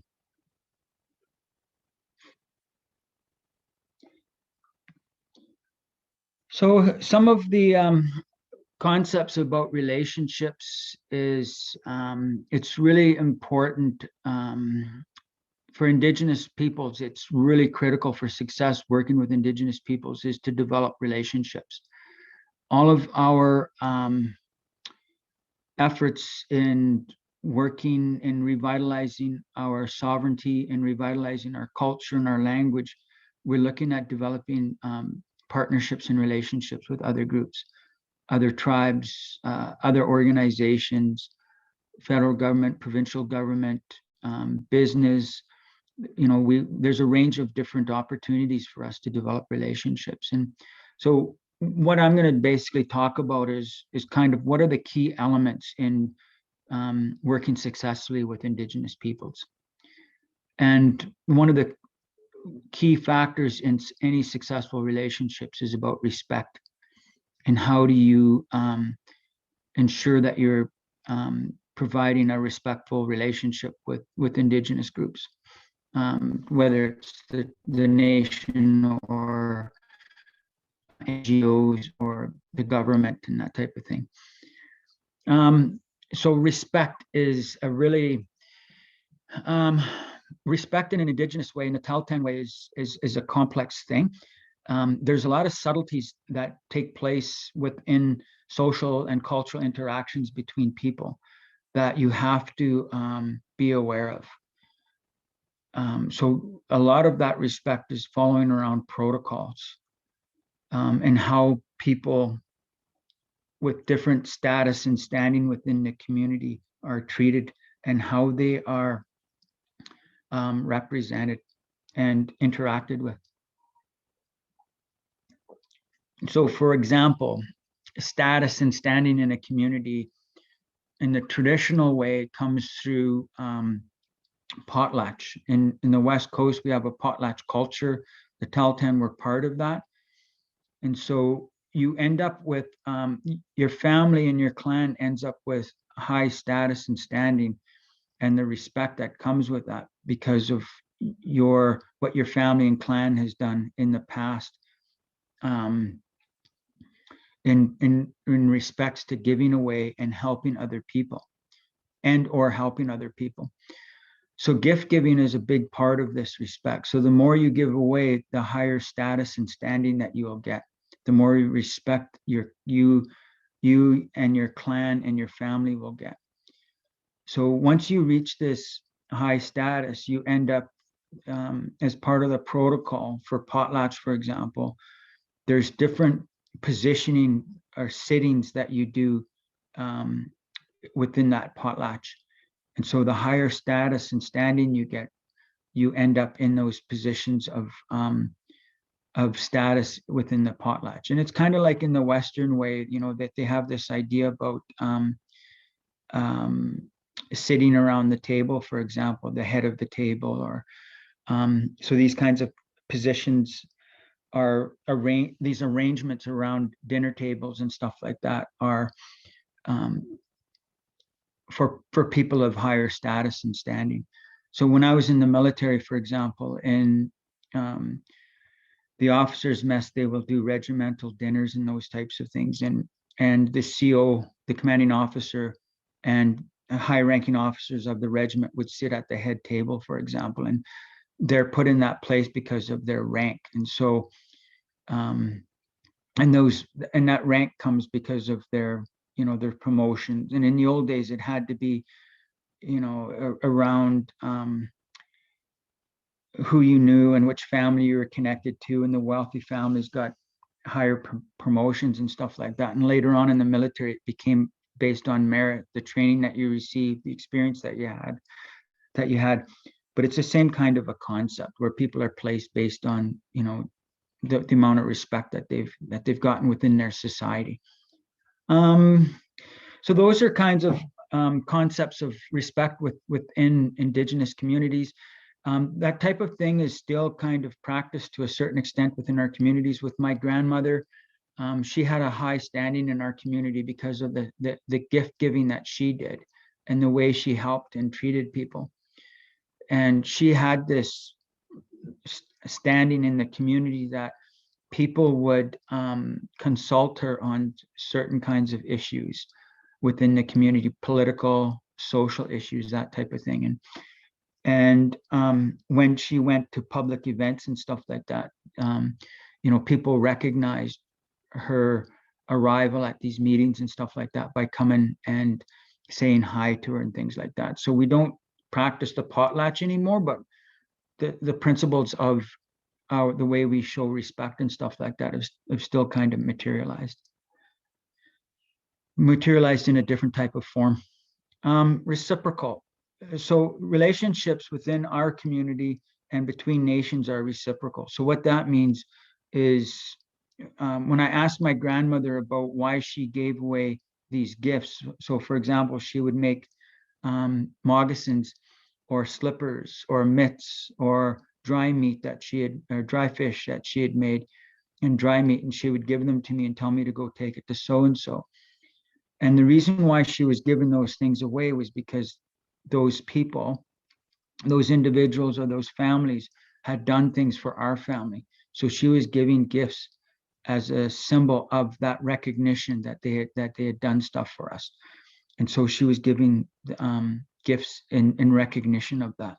So reciprocal is about, gift exchanging. It's about continue to help each other out by giving gifts, by doing things during funerals, for example. And the way our society is structured is that you have to marry across. There's two clans, Wolf clan and Crow clan, and you're supposed to marry across, but you're also supposed to do things for the other clan. So for example, when Crow people pass away, it's Wolf people that bury those Crows, and the Crows will then in turn bury the Wolf people. And so there's reciprocal obligations back and forth to each other. These things are intergenerational, is from my personal experience. I try to figure out, like I work in the schools here in Tahltan territory, and I have a lot of respect for these young children that are in the schools, you know, kindergarten right up to grade 12. And there's certain individuals that I just have this a lot of respect for. And I try to figure out, why is it that I have this bigger respect for this one family's children, for example. And it just, and the only thing I could think of is that it's because of the feelings and the respect that I have for their great grandparents, for example, their great grandmother. And my grandmother and their great grandmother, for example, had this really good relationship because, you know, they're related, but at the same time, they worked and showed respect, gave gifts to each other and stuff like that. So they had this high level of respect for each other. And I've just carried it on to these children, even though those children haven't really participated in any of this gift giving or reciprocal type of relationship. So with non-Indigenous people and working with Indigenous organizations, one of the key things for success is understanding and respecting Indigenous history and our sovereign rights. So I think these are a couple of the big key things that are involved in that. So the history, for example, is just having an understanding of the history of colonization and the things that happened to our people, and the intergenerational trauma that is a result of that experience. And the other thing is an understanding of our sovereign rights. And what does that look like? Notice I don't use the term Aboriginal rights and title, and I'll get into a little bit more examples of what that means. Yeah. So here's a shot of some of the youth that are heading out into the backcountry, and when you get into these areas like that, there's really not much of a trail system. It's more route finding than anything. But this is part of our ancestral roots, and it's because of the terrain kind of allows for a specific area for travel. Humans don't like going up and down straight cliffs and stuff like that. We're not built to do that. So we try to find the easiest routes around things, and so that's what that's about.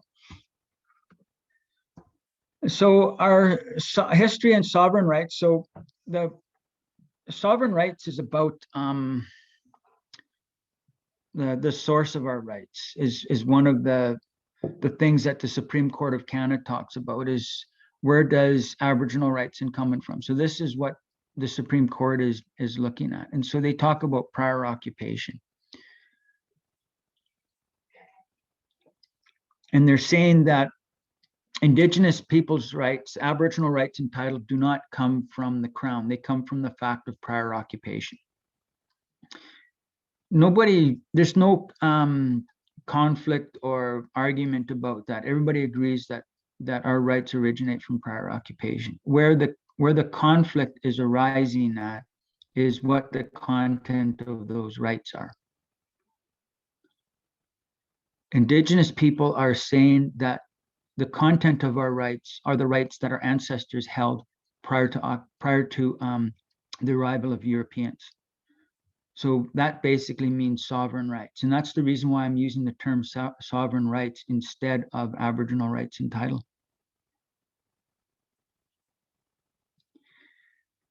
And now the challenge is with the doctrine of discovery and the assertion of Crown sovereignty. So the assertion of Crown sovereignty over prior and existing Indigenous sovereign rights somehow displaces those sovereign rights. And we end up with what's called Aboriginal rights in title today through the Canadian legal system. And all of that is from this legal concept of doctrine of discovery. So the doctrine of discovery is an arrangement between European powers that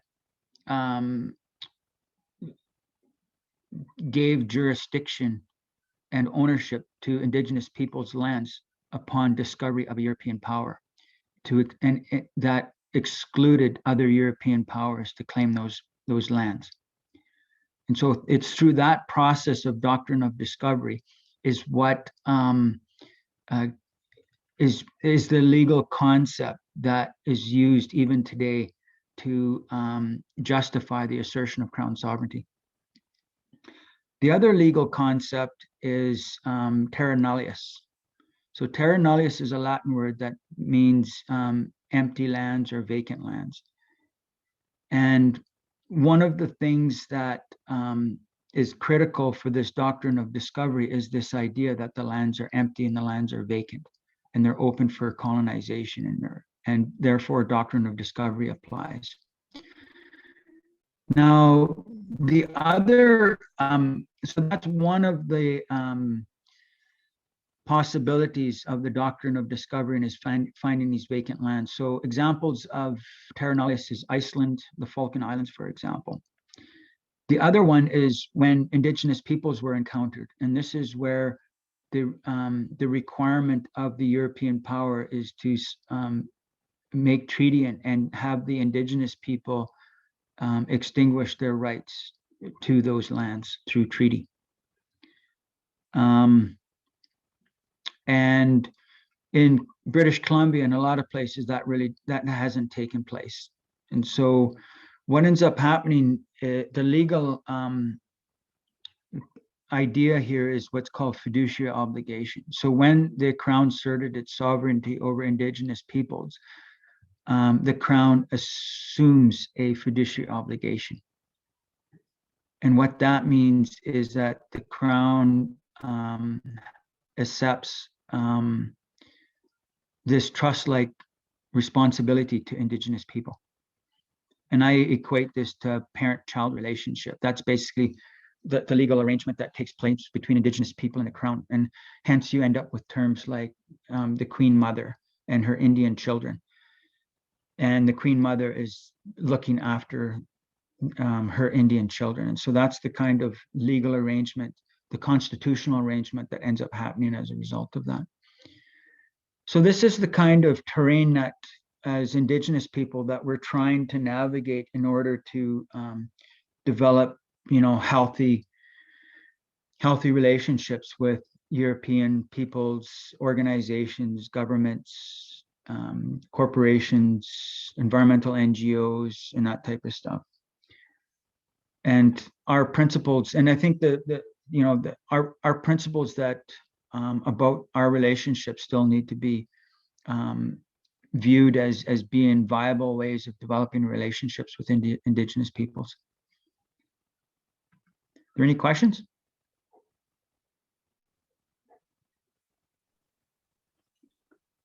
Awesome. Thanks so much, Curtis. Yeah, if anyone has any questions, please feel free to put those in chat. Yeah, I really appreciate you kind of taking time out of your weekend to come and deliver this presentation. So many important things that you touched up on, and it's interesting when you started, you were talking about the importance of obsidian in Tahltan territory, and on the 15th, one of our first presentations was Candice Campo and Richard Till. And I know Candice. Yeah, and that's something they mentioned actually was the presence of obsidian in their territory and how, you know, they tracked it to the Tahltan Nation and how it went as far south as Oregon. And it, you know, it's helps highlight these traditional trade routes, and the understanding that, you know, trails were here way before colonization. And for the most part, you know, it was either based on trade or animals, and then humans, you know, going after, and yeah, all these traditional usages of trails, and how this perspective needs to be acknowledged and needs to be understood, in order to kind of help us understand that, you know, there's not only one perspective of trails. And I think the current perspective that we see highlighted in Canadian society is trails that were brought due to colonization, you know, gold rush trails, and trails brought via the railway. But yeah, there was trails here way prior to colonization. So yeah, I really appreciate you know, kind of looking at that and talking about that, and commerce trails specifically. So Yeah, so these trails, let's take a look example of, I don't know if anybody's been on the road to Telegraph Creek from Dease Lake, but here's a classic example. So this is the road that Tahltans had created as a foot trail. So in this, can you guys still see the PowerPoint presentation? yep. Yeah, so I use the term here, foot roads, because my grandmother uses that term. And can you guys see my mouse? Yep. Okay, so in here's Dease Lake. Here's the trail here that takes you down, and here's Tahltan in here, right here, and there's Telegraph Creek. So this used to be a foot road to Dease Lake, and the first European explorer that came into contact with the Tahltan is a guy named Robert Campbell, and he came in through this route up the Dease River to Dease Lake. He right around in here is where he made his tried to build a fort, and then he came down to the end of the lake, what Tahltans called Tutla. So we don't call this place Dease Lake, we call it Tutla. So it means head of the lake. So when you're standing on the shore of that lake, you look north and you could see the whole lake heading towards the north, and it's called head of the lake because that's where all the water drains northward from that point of the land. So he came there, and then he walked along this road, and then he came to the other white guy that came to this far was a guy named John McLeod in 1834, I think it was, and he called it Terror Bridge. So there's a bridge across the Tuya, and John McLeod turned around and went back. But Robert Campbell came here, and he made contact with the Tahltan. So there's a bit of a description of it. He called it a rickety bridge or something like that. And that's why John McLeod called it Terror Bridge, because there's a bunch of foaming water and rapids underneath it. And so you've got that road there. And so he had already gone on this established trail. And then what ends up happening is the Europeans started to come in, and their trappers were some of the first ones, but it was heavily came in with miners, and the Cassiar Gold Rush of 1873-74, I think, is when it started in those dates. But you can see some of these other trails branching out here. So these are other Tahltan foot trails, but those miners were using those trails also. And a guy named Captain Moore, he's running one of the river boats, and he gave up his or he hired people to run his boats, I guess, I don't know, but him and his brothers went up and panned gold, and he got some claims and stuff like that in here. But this Moore guy was a pretty busy guy because he petitioned the government to upgrade this road. So remember, if these are kinds of like what some bridges were looking like in those days for foot traffic, but they weren't good for horse traffic. So Moore petitioned the government, and he got money to upgrade these roads, particularly the bridges, for horse traffic. So now the road gets upgraded to foot traffic or horse traffic, and what do they call them? Horse trains. Anyway, so those types of things were used to pack all of the supplies into this area for the Cassiar Gold Rush. And then there's my grandpa's brother describes the first time he saw an automobile on this road. and they came up the road with, because it was a horse trail. They had one wheel inside that horse trail and the other one was outside of it. And they brought the vehicle up this road a certain point in 1925. And then they started bringing in cat trains, bulldozers and wagons and stuff like that. Because in 1925, in this area here in Turnagain, I'll just go back to this map in here. So the Turnagain River is in here. Here's Dease Lake in here. And so they brought those cats and stuff like that into the Turnagain, and there was a minor gold rush, 1924, 25. So this trail got upgraded a little bit better into a cart track.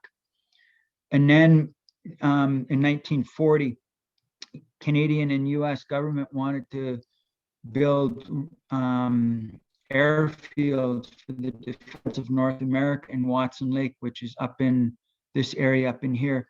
And all of that material came up the riverboat to Telegraph Creek, overland to Dease Lake. So the road got improved, and it's general contracting or general construction, something like that, got the contract to improve that road. And anyway, they that road got improved, and the rest of it was put on river scows, and they were brought down to Lower Post, which is here, and then over to Watson Lake, where the airfields were being built. And then in 41, they did the same thing. They improved that's when they're building the Alaska Highway. And they got to Watson Lake and they built it in both directions. And so all of those supplies came in there. So the road, the Tahltan Foot Trail eventually becomes the road we know today. And that's one of the reasons why the road is so windy, because they didn't try to straighten it out. They just followed the foot trail. Yeah. Wow. That's super interesting. And you know, like throughout BC, like you can go to a lot of different trails and they'll outline pioneer histories and stuff like that. But you know, this history is so important too. It would be super cool to see that narrative being shared, you know, whether it be a plaque or what have you, to kind of for people that are visitors to the Tahltan territory to read and learn about this, and how you know, these current roads are built on roads that were here way before contact. I think that would be, you know, that's a huge thing that I'm pushing for with this Greenways for All research, is to share these Indigenous perspectives throughout the province, to have these Indigenous narratives and let them be showcased to, you know, outsiders or visitors to these communities, and even for the locals as well. Like it's a great thing for our kids to know and our future generations. So yeah, if anyone has any questions, feel free to put them in the chat. We shouted out Adziza Trails. We put that in the chat. Adziza, yeah. And so we put that in the chat. Somebody says it's Richard Campbell, and he says, my uncle's name was Robert Campbell. Perhaps this Robert Campbell is a distant relative of mine. It's possible. So Robert Campbell was born in Scotland, if I remember right, and he ended up getting a position with the Hudson Bay Company as a clerk. And so he came over, and he ended up in what the heck's it called? York Factory, I think it is, where the Churchill River comes into the Hudson Bay. So he ended up with a position in there, and then he eventually worked his way up and became an explorer. So he's actually the Hudson Bay guy that came in and tried to establish a trading post at Dease Lake, and then he eventually ended up in the Yukon and explored a lot of the Yukon for the Hudson Bay Company. So this is all 1838, 39, 40 and stuff like that. Yeah, it's quite possible. Yeah, definitely something you should look up, Richard, and see. Yeah, and again, kind of going through those kind of doctrines of dispossession that you were looking at, you know, the doctrine of discovery and terra nullius. And when I just recently graduated, I was an Indigenous Studies major, And another one that my prof liked to bring up was the BS theory, the Bering Strait theory, as a way to, you know, kind of point towards, you know, this notion that Indigenous peoples weren't here for you know, since time immemorial, and to say that there is this land bridge from Russia. And I mean, through Western science, it has been disproven, but yeah, I mean, it's super important to know these things. And yeah, I love that you were using the word sovereignty, sovereign rights as well. That was another thing that was brought up, was the term, you know, Aboriginal, and that prefix ab. You know, what other words do we have that has that in front of it? And, you know, like I think of abnormal, which means not normal. And so, you know, if you look at that, the usage of that word, you know, Aboriginal, trying to say that we're not original. It's yeah, it's one of those things where it's interesting how different terms that continue to be used today are used to kind of invalidate Indigenous rights throughout Turtle Island. So,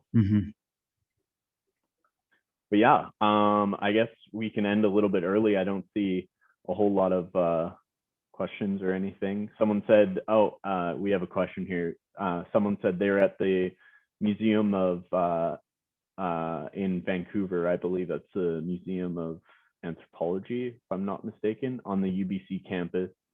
And they read about the project that looks like it's yours. What was that your work with the youth and getting them with archaeologists? Yeah, that was our project. So we and that actually we're having another phase of that project. But basically, so when we take the youth out, we try to design our different kinds of trips, right? So we one group was going from Iskoot to Telegraph Creek on one of our ancestral trails. And it's actually the trail that my grandmother was born on, and in 1920. And her parents were escaping, like they left Tahltan because of the flu.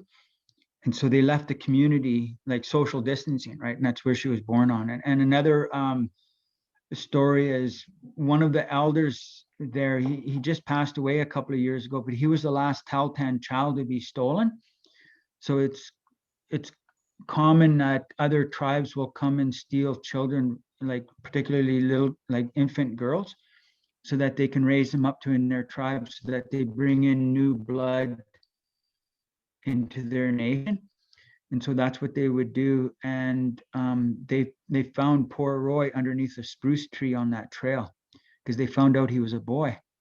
And they left him underneath that spruce tree all wrapped up. And of course, his family found him a little bit later after that and took him home. So he was but it was on that trail that they found him on. So we're going from Iskoot to Telegraph Creek. They get up to Buckley Lake, and then Buckley Lake, they turn south and they head into Mounted Zaidza.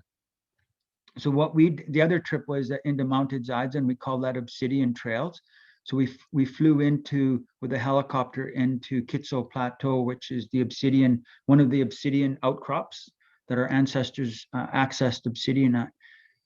And so we brought an archaeologist along to look at, you know, just to teach. That's one of the teaching things, was, you know, the Western science things. So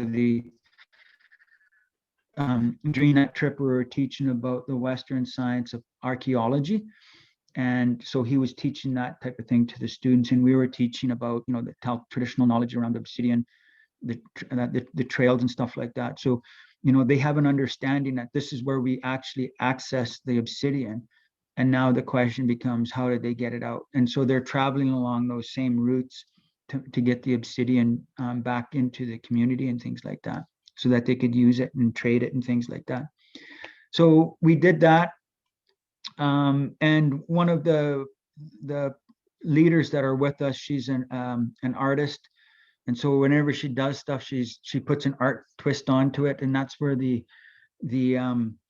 on the campus we were working with Lou Center is where the display was put up, the art one. And then we also worked with the Museum of Anthropology there. And so we're pulling out some of our artifacts, and it's in display. From what I understand, that the display is still up in the museum, and you can view it through the cafeteria there.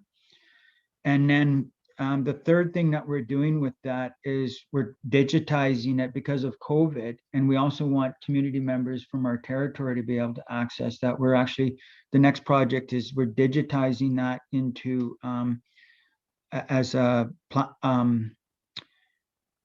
what's the word, like a museum type of platform, a place to view it online. And then the final component that we're doing with that, we're just starting the planning around this project, is a mapping project.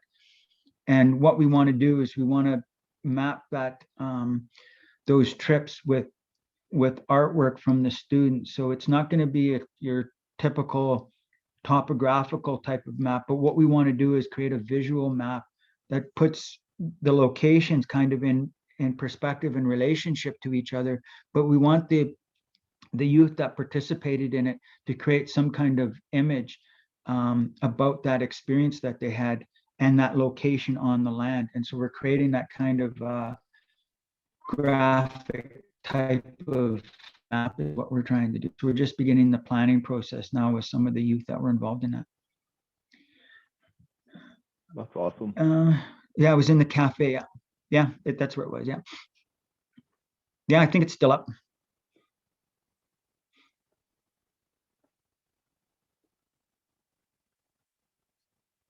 Yeah, so if you have any other final thoughts or want to summarize the presentation at all, feel free. We still have a little bit of time, or we could end early. It's totally up to you, Curtis.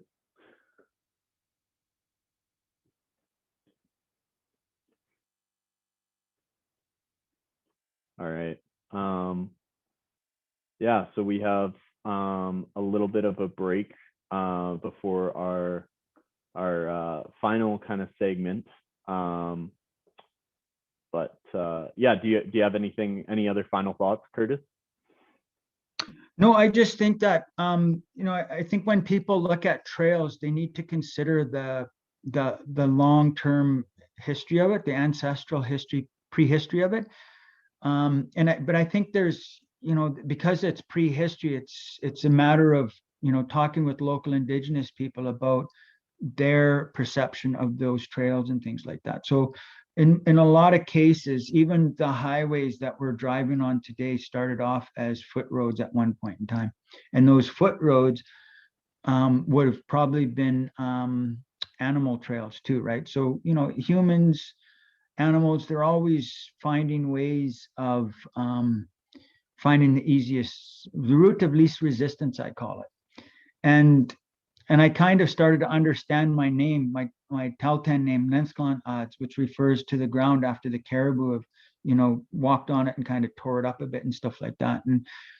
And that's what I find myself doing sometimes. I'm, looking up a route to get up on the side of a mountain or something like that, and we're going up a hill, and I look down and there's caribou tracks, and I'm thinking, I must